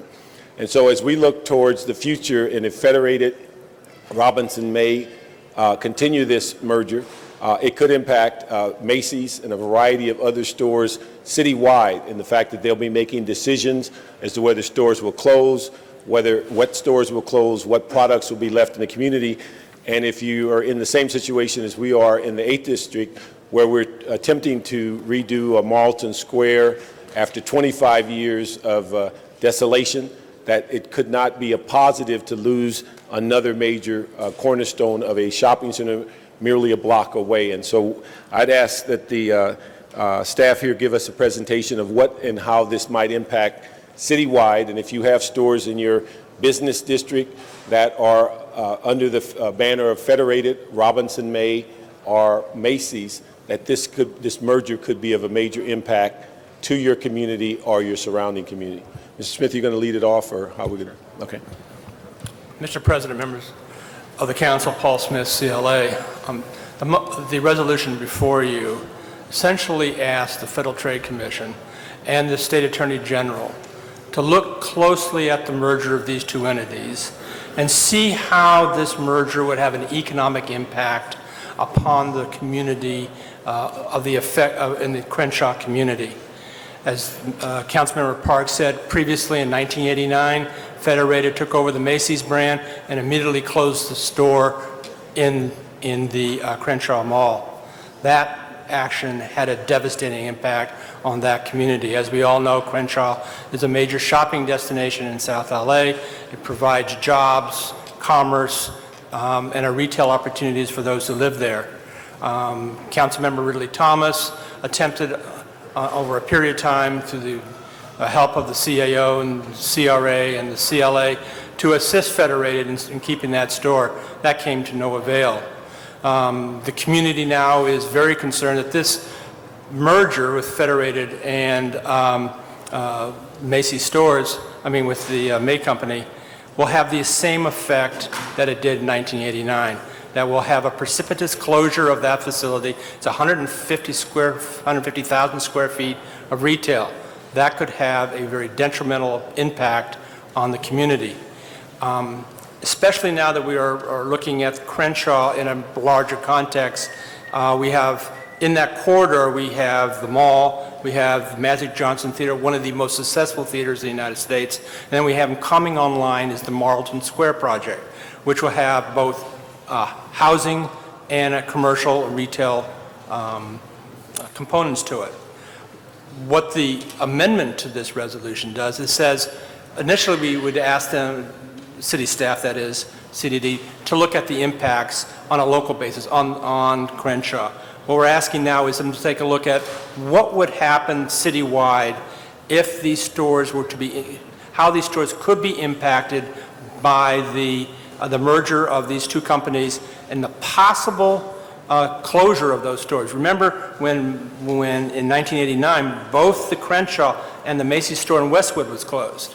So there was an economic impact on other parts of the city.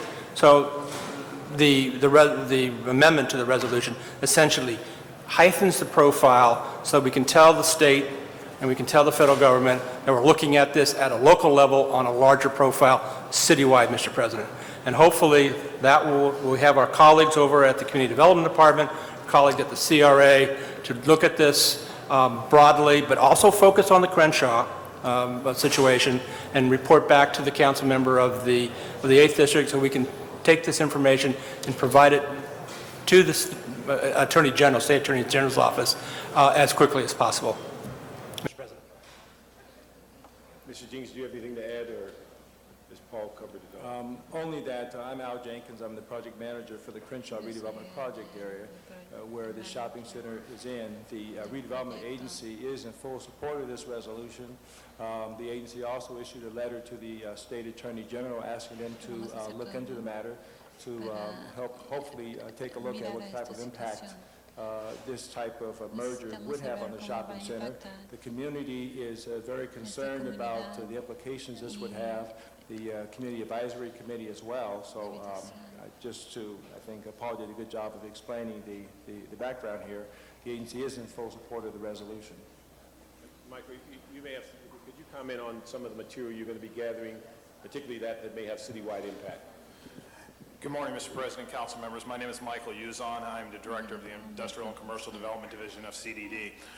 We took a look at it, and first of all, I'd like to say that we are in support of the council members' request to expand the scope of our analysis on the economic impact, not only on Council District 8, but also throughout the city. As the department store chains across the country are challenged moving forward with more intense competition and a fundamental shift in the paradigm of malls and department stores, it is imperative that we look at very closely how mergers such as the Federated and May department stores will impact the overall economy here in the city of Los Angeles. It is our intention to actually take a look specifically at all the stores that are located throughout the city of Los Angeles, whether they be branded under Macy's, Robinson's May, or Bloomingdale's. Because one of the things that Federated has done in the past and has proven, in fact, just this March, they have rebranded all of the regional stores which they have acquired over the last several years under the Macy's names. And there's reasons for that that I won't go into the details at this point, but economically it is beneficial for them to move forward with that. In looking at the proximity of stores which exist right now and looking at the economics, the general economics of having stores in such close proximity and the demographics within our specific areas, we've noticed that there are several locations that are at significant risk for either closure or rebranding. And what we don't want to see again in a repeat, as has been already mentioned by the CLA's office, is we don't want to see stores closed and Federated pulling out without any notice to the city of Los Angeles. It's not in our best interest from an economic standpoint, and what our intent is to provide the support analysis to the councilman's office to encourage Federated to work very closely with us prior to moving forward with any actions, be it well-based or not, so that the city's overall economic level where we're at right now is not jeopardized in any sense. So CDD supports it, and we'll be providing additional information during the report back to the council office that will demonstrate exactly where we see the potential risk and also what opportunities we have to either, one, encourage Federated to stay within those stores or actually work with us to maximize the value of that real estate so that we can go out there and backfill them as quickly as possible. Thank you. Thank you. As I mentioned, colleagues, I think it is important that if you have a Macy's, a Bloomingdale's, a Robinson May, or any store that's under this Federated banner, it is incumbent on you to be concerned about that, because you could end up with a couple 100,000 square feet of store space moving on. And I would also encourage you, as we are going to do today, is send a separate letter apart from the motion to the State Attorney General, asking them to be sensitive as they review this merger document. Although their responsibility is very narrowly situated, it doesn't hurt that if others on this body wish to have their individual voices heard.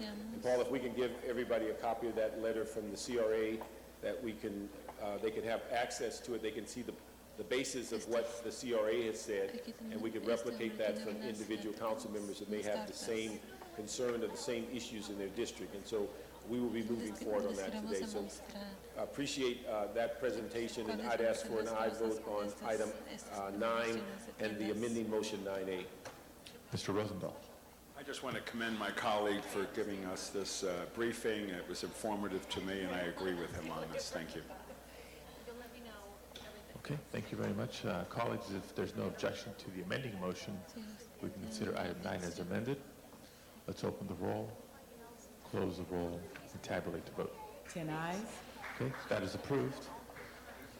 Before losing quorum, Mr. Clerk, do we have any housekeeping or special motions? Yes, Mr. President, there is a special one, and the city attorney will speak to the findings. Mr. City Attorney. Mr. President, members, this is a motion introduced by Council President Padilla. In it states that yesterday's terrorist attacks in London have raised legitimate concerns over our homeland security readiness, and particularly over the safety of our own transportation systems. The City Council should receive a report and briefing relative to this matter in closed session from the Police Department relative to the sufficiency of our own security measures and any other security and anti-terrorism measures that are relevant in order to assure the safety of our city and the readiness of our institutions and governmental entities to address any new terrorism threat.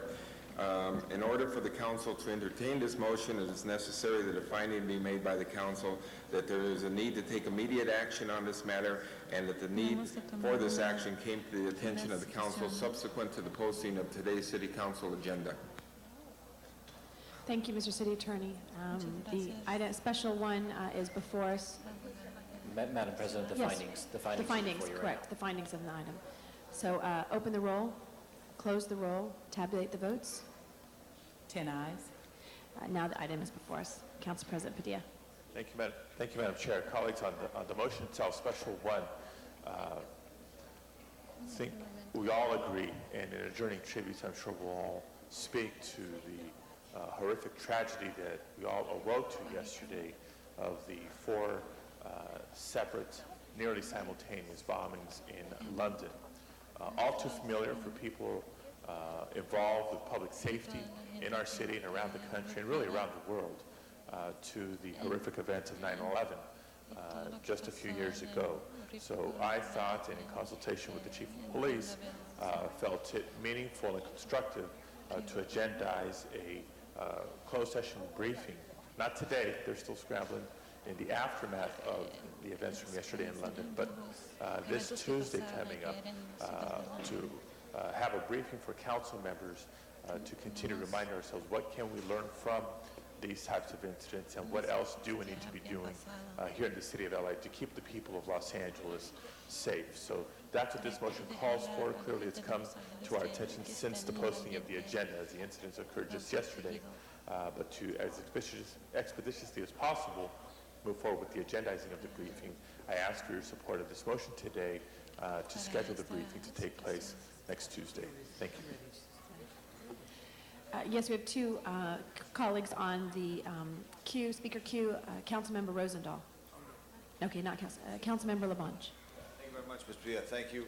Could we ask, since transit and the sheriffs have transit responsibility, could Sheriff Lee Baca come as well, or someone on that, because it's his police department, but transit, and have MTA and others come as well? Right. The answer is yes. We're working with the chief to figure out who else makes sense, not just the sheriff, MTA officials, and anybody else. John Miller, I'm sure, from the Counterterrorism Bureau and LAPD. Fire chief. We're working together. We're working together, Tom. Thank you very much. Appreciate it. Thank you, Mr. Labange. Mr. President, the item is now before us, so we'll open the roll, close the roll, tabulate the votes. 10 ayes. Thank you. We'll move that forthwith, Mr. President.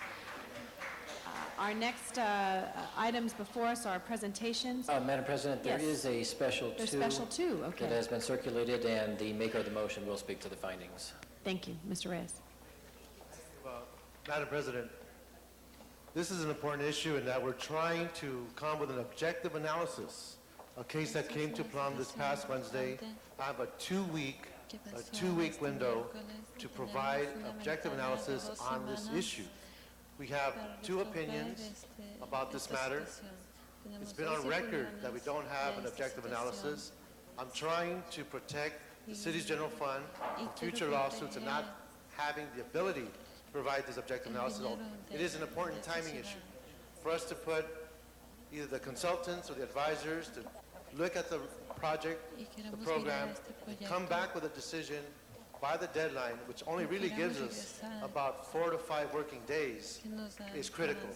That is why I'm presenting it today, so that the Plum Committee can make a balanced and fair assessment of the issue. Thank you.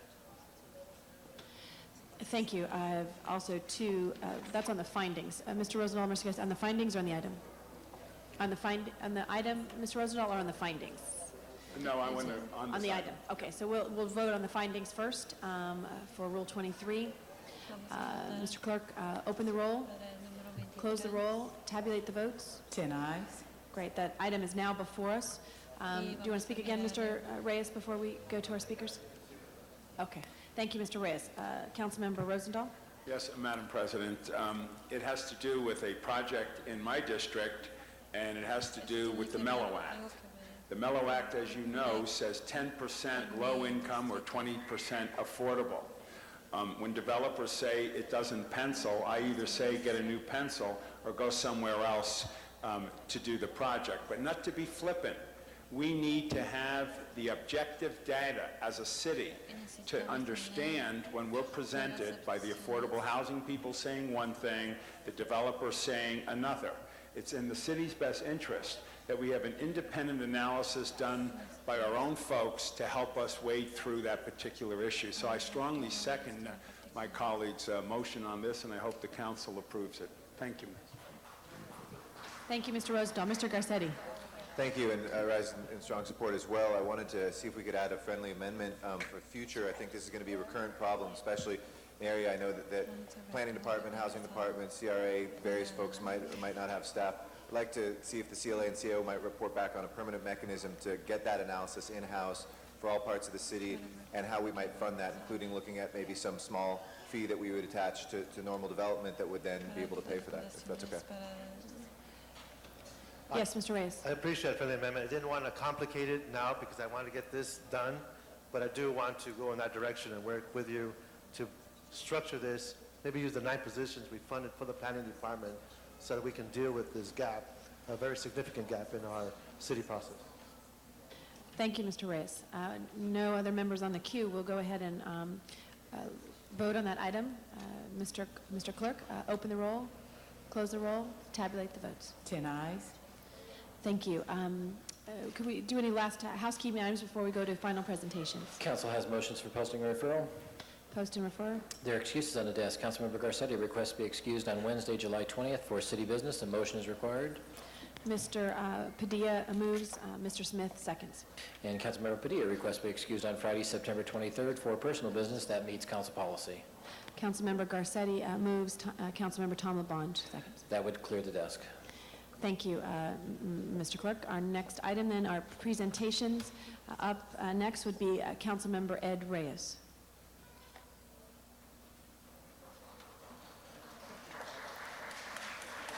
Thank you, Madam President. And I'd like to thank my colleagues for their attention to this presentation, and my deep apologies to the young people who've been waiting for over 2.5 hours to sing.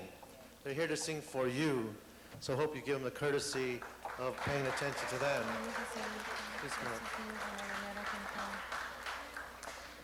Harmonies is an all-girls choral group based out of Los Angeles, comprised of girls ages 8 through 18, under the musical direction of Maestro Antonio Espinal, founder of the group. He's also the director, maestro for the choir at our cathedral. Established in November 2000, Harmonies is one of the most dynamic and versatile girls choir in the city of Los Angeles.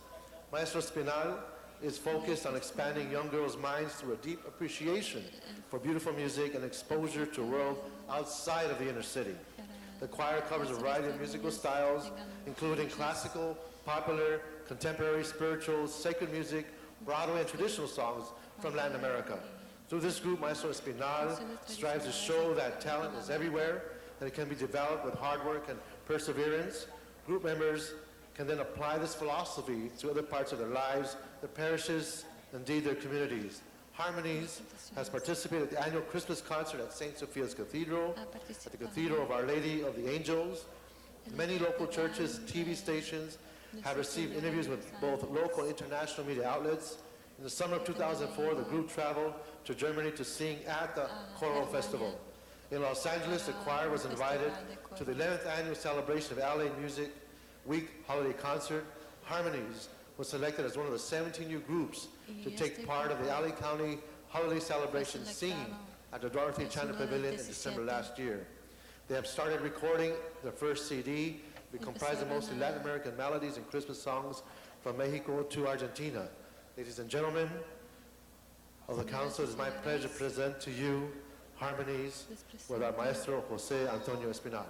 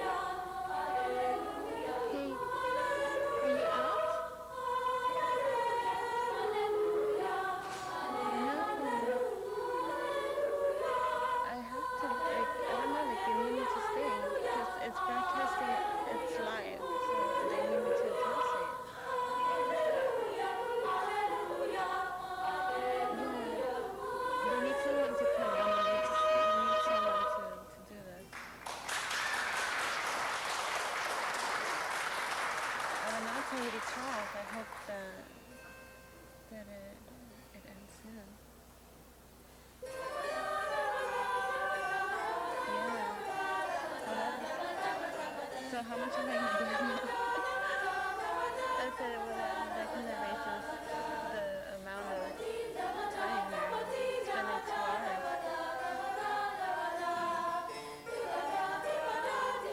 No, like right now the thing is I don't know what else they have to discuss, but it seems like this is taking forever. Right now they have like a little chorus going, like some people, some people came in and they're singing here. I don't know if you can hear in the background.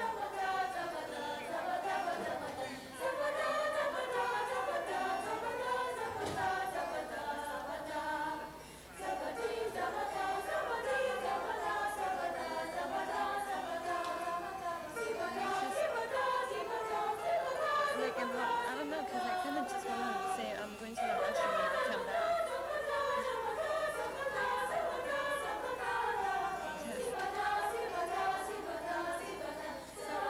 Because even like, even I'm wearing like the white, like outside pants, and I'm wearing like these brown pants and like a brown shirt.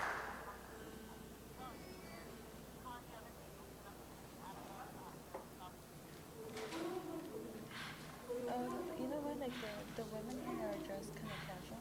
It's just the men that are wearing suits. But the women are pretty casual.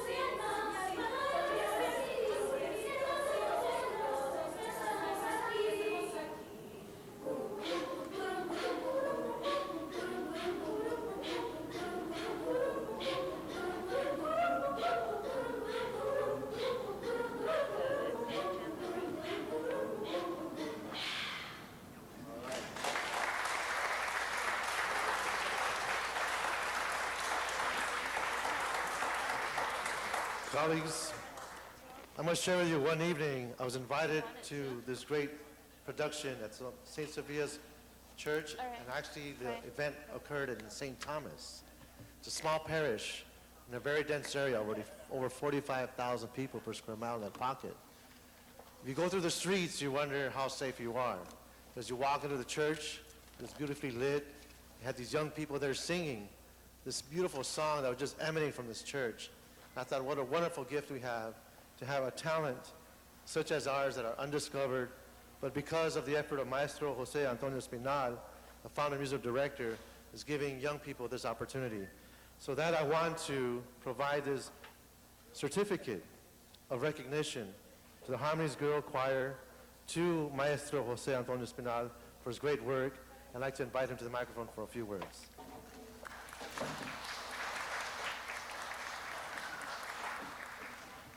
Thank you. First of all, it's a real privilege for all of us to be here. And we want to really thank very much to Mr. Ed Reyes, who made this possible. Please.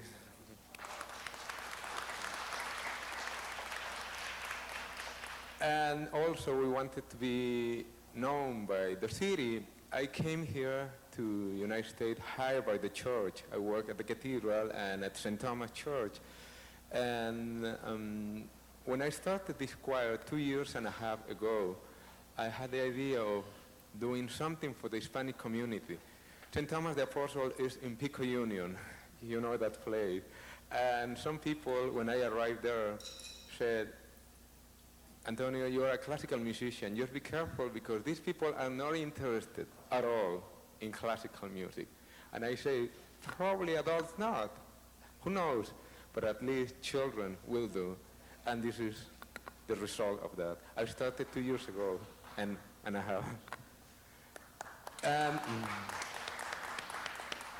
after that, 1.5 years later, we were taking our first trip to Germany. They traveled to Germany for a first tour. So 10 days, 10 wonderful days with German people listening, and always, because for them, they were representing the United States. They said, oh, the American choir. So this is your choir. This is my gift for the city of Los Angeles. Thank you so much. Again, young ladies, I hope this morning was productive. Now you know what we go through during council, discussing legislation. Hopefully you can get some units in your either civic class or history class. So thank you so much. Thank you for your patience. Thank you, council. Thank you very much, Mr. Reyes. Appreciate it. Thank you to the students as well. Now we have Mr. Garcetti for his presentation.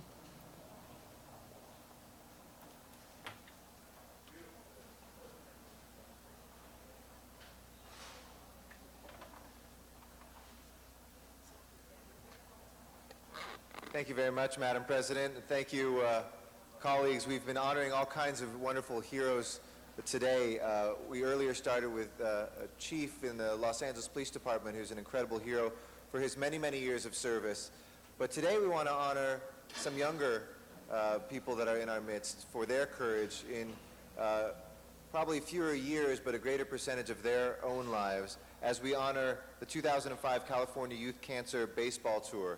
I know Mr. Padilla is an avid baseball player. Mr. Reyes represents the Dodgers. So many of us who represent folks throughout Los Angeles have so many brave families who are hit by cancer. My own family, we have 2 survivors in my direct nuclear family of cancer. We've seen so many stories and so many great organizations that are out there that help families deal with the effects of cancer while we have those who heal people put their hands and place in their care so many of the wonderful young people that we have in our community. There's one gentleman who came to my office a couple times during my office hours, Greg Durfee, who's right here with me. New to Los Angeles and a man with a great and broad vision. Inspired, I think, and moved by the Spirit to do what he could in a community around him to make sure that those who are most forgotten are not left behind. And so he came, and I remember when he first said that he had this idea of doing a California Youth Cancer Baseball Tour, connecting our Major League Baseball with young people who love baseball and are living their lives so fully in the face of oftentimes living with cancer. Today we have the Mondragon family here that participated in the tour from the beginning to end. And first and foremost, we have Stephen right here, who's 4 years old, his first time here in City Hall. He's been 6 months in remission. 3 of his 4 years on this earth, he's been not only fighting, but successfully fighting cancer and living with it. And we want to give Stephen a great round of applause for his courage and for inspiring each one of us. I told him he was going to be on television, and so you can see it now, Stephen. You're right up there on the TV today. But his family, Ben, his father, Lana, his mother, and Jacqueline, his sister, who's right here as well, were part of the baseball tour. And there's some pictures here which we'll send around so folks can see what they are. But you see them going, meeting folks like Rick Dees, going to the baseball fields and being able to meet with our Major League Baseball stars. And this tour was started for 3 very important reasons. First, the children that are battling cancer, along with their families, have had a very difficult time. The heartaches and suffering that they go through is part of their struggle and their fight. And not many, whether it's in baseball or here in City Council, can say that they have fought as battles as challenging as theirs. So this program was created for them to be able to extend some extra special time with their family and in the community. Second, the young people that are involved in this program have the opportunity to reach to others by visits to local children's hospitals.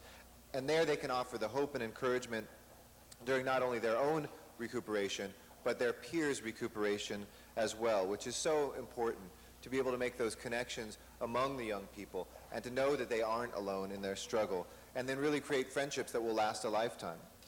And then lastly, this tour was created to raise public awareness among all of us, to let people know that the financial resources we need to continue to fight against cancers that hit people in their childhood years, to make sure that hospitals like Children's Hospital, where the Mondragon family was treated, among other places, can continue to have the resources they need to provide families with that hope and that support and those successful fights against cancer. So it gives me a great joy to be able to provide this certificate of tribute to the 2005 California Youth Cancer Baseball Tour.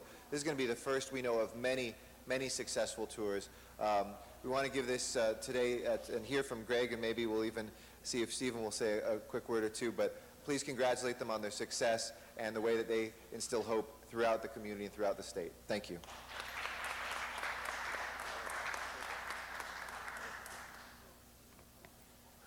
Madam President, Councilman Garcetti, and the rest of the council, I just, sitting back and looking at today, and I really feel like the theme of today is hope, all the way from the retirement of the captain all the way to us. And you got a good display of the youth in your city that really, with hope, with music and with the arts, and being able to provide an opportunity for these kids to meet some of their heroes and to be able to grow and reach back. I remember one survivor in San Diego I met. He was about 22 years old, and he had lost his leg, but he's a survivor. And he said, at first I was bitter, and I lost my family structure.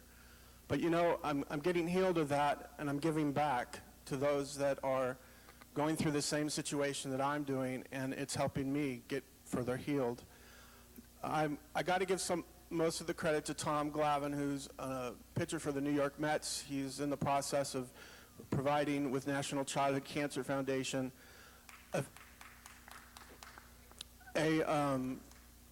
an initiative with the Commissioner of Major League Baseball to do something for childhood cancer. They do something on Mother's Day for breast cancer. They do something on Father's Day for colon cancer. And when I saw Tom on TV in August, I just thought, yes, I really feel like I want to put my effort in this and do something here in LA. And the owners' meetings and GM meetings are going to be this fall in Palm Desert. And I would really like to encourage the council and those of you that can network with some of the businessmen in the area, Mr. Broad, Mr. Johnson, some of the other people, that maybe we can get them a courts out there, maybe a council member, really lead the way as the city of Los Angeles and the state of California, that by the end of the year 2006, that we could give every child the opportunity to reach remission within their cancer. Right now, that rate is at 80%, so we're not that far away.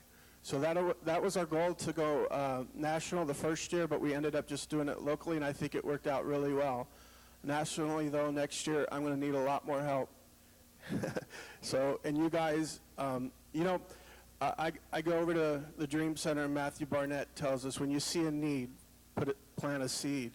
Well, that seed needs to be watered. And even though I'm a big guy, I need a lot more help. So in working with Councilman Garcetti and in the future, let's really keep in the back of our minds and let 2006 be the year of the child and the children in Los Angeles. Thank you. Thank you very much. And I think Stephen's going to say a little something as well. Stephen? Microphone's all yours. Come on. Say Say thank you, Greg. Come on. It's all right. It's a little intimidating, but let's give Stephen another round of applause. You did great, Stephen. Don't worry. And I want to thank Greg for his vision, for his passion. I want to thank the entire family for their strength as well. We've all been given these pins, which you can wear to continue this struggle and continue this growth of this great movement and this organization. And we thank you for your time, Madam President and the rest of the council. Thank you. Thank you very much, Mr. Garcetti, for that presentation. Our last and final presentation is Council President Alex Padilla.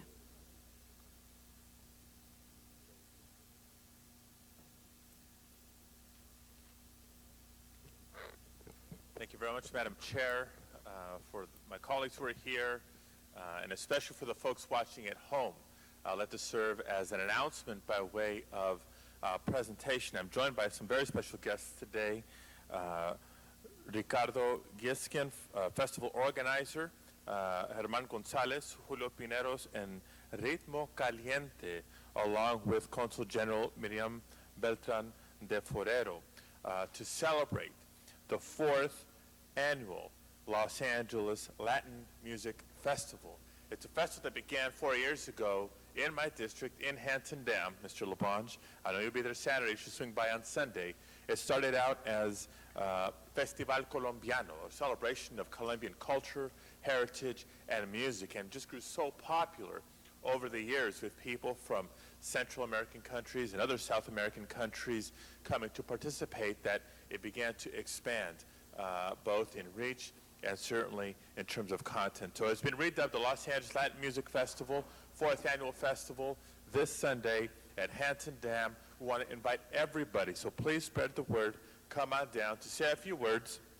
I want to ask Ricardo Giskin, one of the festival organizers, to join me here at the microphone, make some other introductions, and tell us about an act that we're going to see here in a minute that's going to just be a teaser of what's to be expected on Sunday. Thank you very much, Councilman. Good afternoon, Madam President, Councilman Alex Padilla, President Councilman Padilla, and members of the City Council.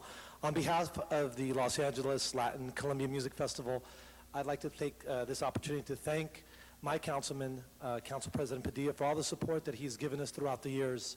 4 years ago, this event started off very small with only 2,500 people in attendance, and has grown throughout the years now to encompass close to 10,000 people.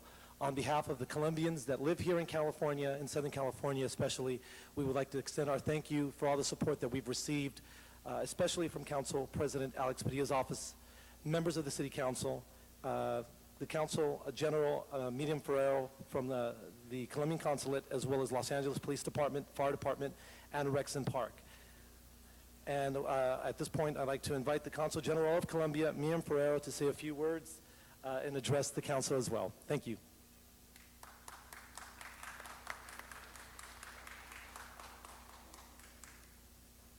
Mr. President Alex Padilla, the council members, thank you so much for your support that you have received for the celebration on the Columbia Day. Thank you so much.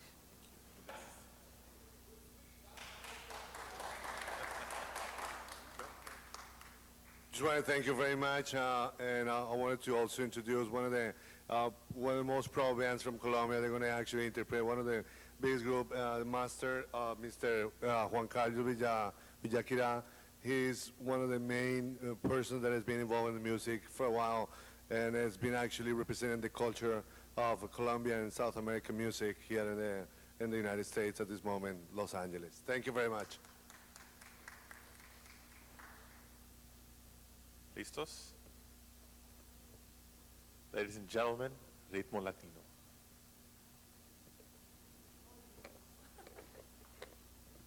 Dos, hola.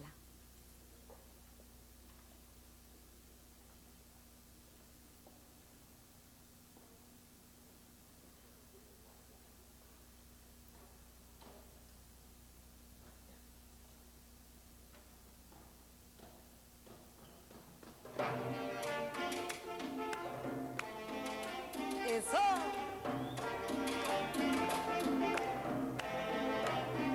Colombia.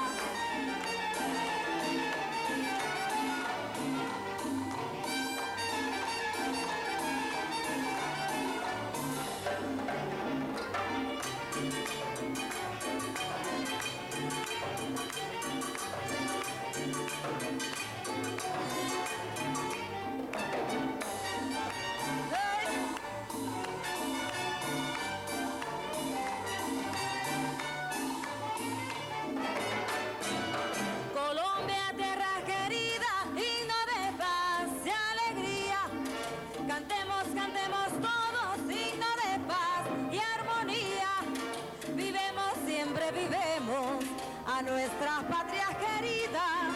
Tu suelo es una oración y es el canto de la vida.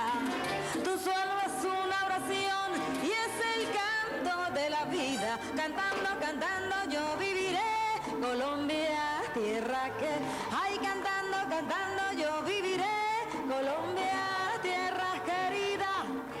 Hey, eso. Si me ayudan con las palmas. Cha, cha, cha. ¡Ojoba! ¡Ay! ¡Colombia! ¡Ejeba!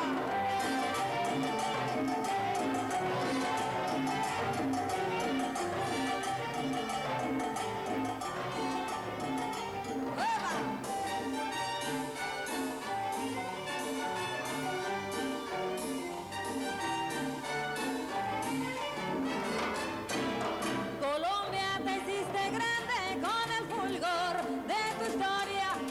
América toda canta la floración de tu gloria.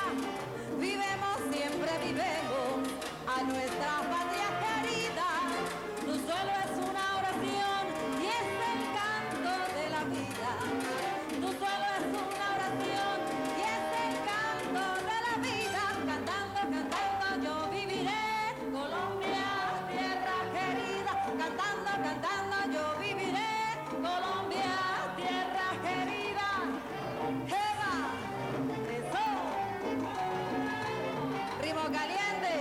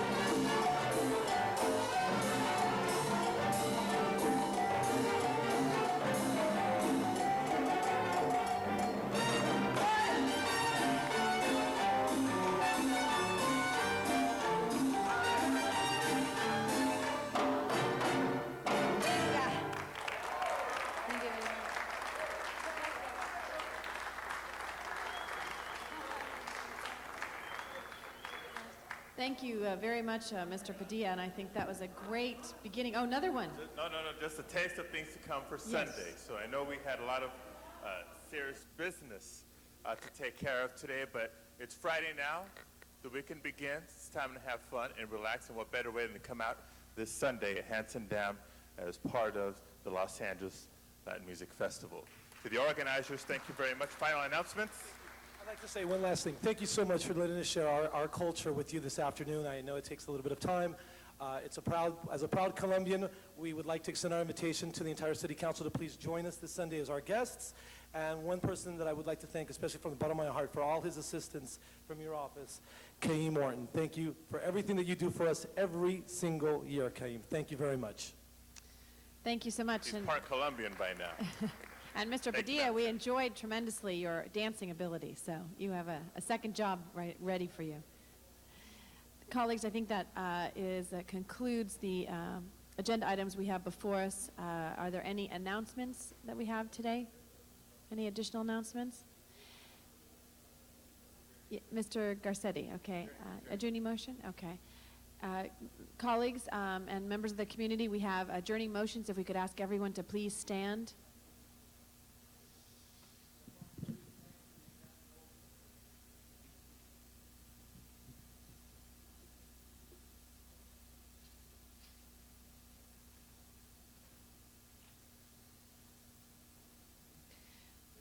Is anyone else? Oh, yes, Mr. Padilla. I think it's only appropriate that we take a moment to recognize again the horrific bombings that occurred in London yesterday, clearly a terrorist act, and as public safety personnel and other governmental officials get to the bottom of it, we take a moment to recognize and extend our condolences and our prayers to the victims of the bombings, about 40 fatalities and counting, hundreds of injured and counting, to their families and all those affected from throughout London and throughout the world, really. We offer our condolences. Thank you. Mr. Labange. Thank you for representing us, along with Mayor Villaraigosa at the British Consulate. It was a absolutely horrific event that is condemned by all, and then also tragedy of coming on such a tremendous moment for London, receiving the bid for the 2012 Olympic Games. In the very 24-hour period this attack occurred, we stand with shoulder to shoulder with Great Britain, and always count our blessings every day, but know the tragedies that have occurred and condemn them for those who would act in such a horrible manner. Thank you, Mr. Labange. Mr. Garcetti. I just add my condolences as well. Those subway lines in London when I lived there were ones that I took, and I know what sort of fear that can immediately instill. And like the tragedies on 9/11, it wasn't just British that were killed. Folks from South Africa and folks that were from Australia and folks from around the world who were victims in yesterday's bombing. And like any international city, it's something that truly touches the world. I'm sure there are Americans as well that were touched by yesterday's tragedy, so our heart goes out to our brothers and sisters in London as well. And I don't know if there's others who can speak on this. I have another turn. I think we'll go to your adjourning motion, Mr. Garcetti. Thank you. This is for Councilwoman Jan Perry. I asked today, colleagues, that we adjourn for Mrs. Nora Thomas, an aunt of Assemblyman Mark Ridley Thomas, who passed away. She was the publisher of the ACC News, and she passed on July 5th, 2005. She was preceded in death by her husband, the late Reverend Eugene Thomas, the founder of the ACC News and pastor of the Love of God Missionary Baptist Church, where Mrs. Thomas was still a member. She's survived by her 2 daughters and grandchildren and a host of relatives and friends. And the funeral for Mrs. Thomas is next Wednesday morning at 11 a.m., July 13th, at Mount Moriah, MBC.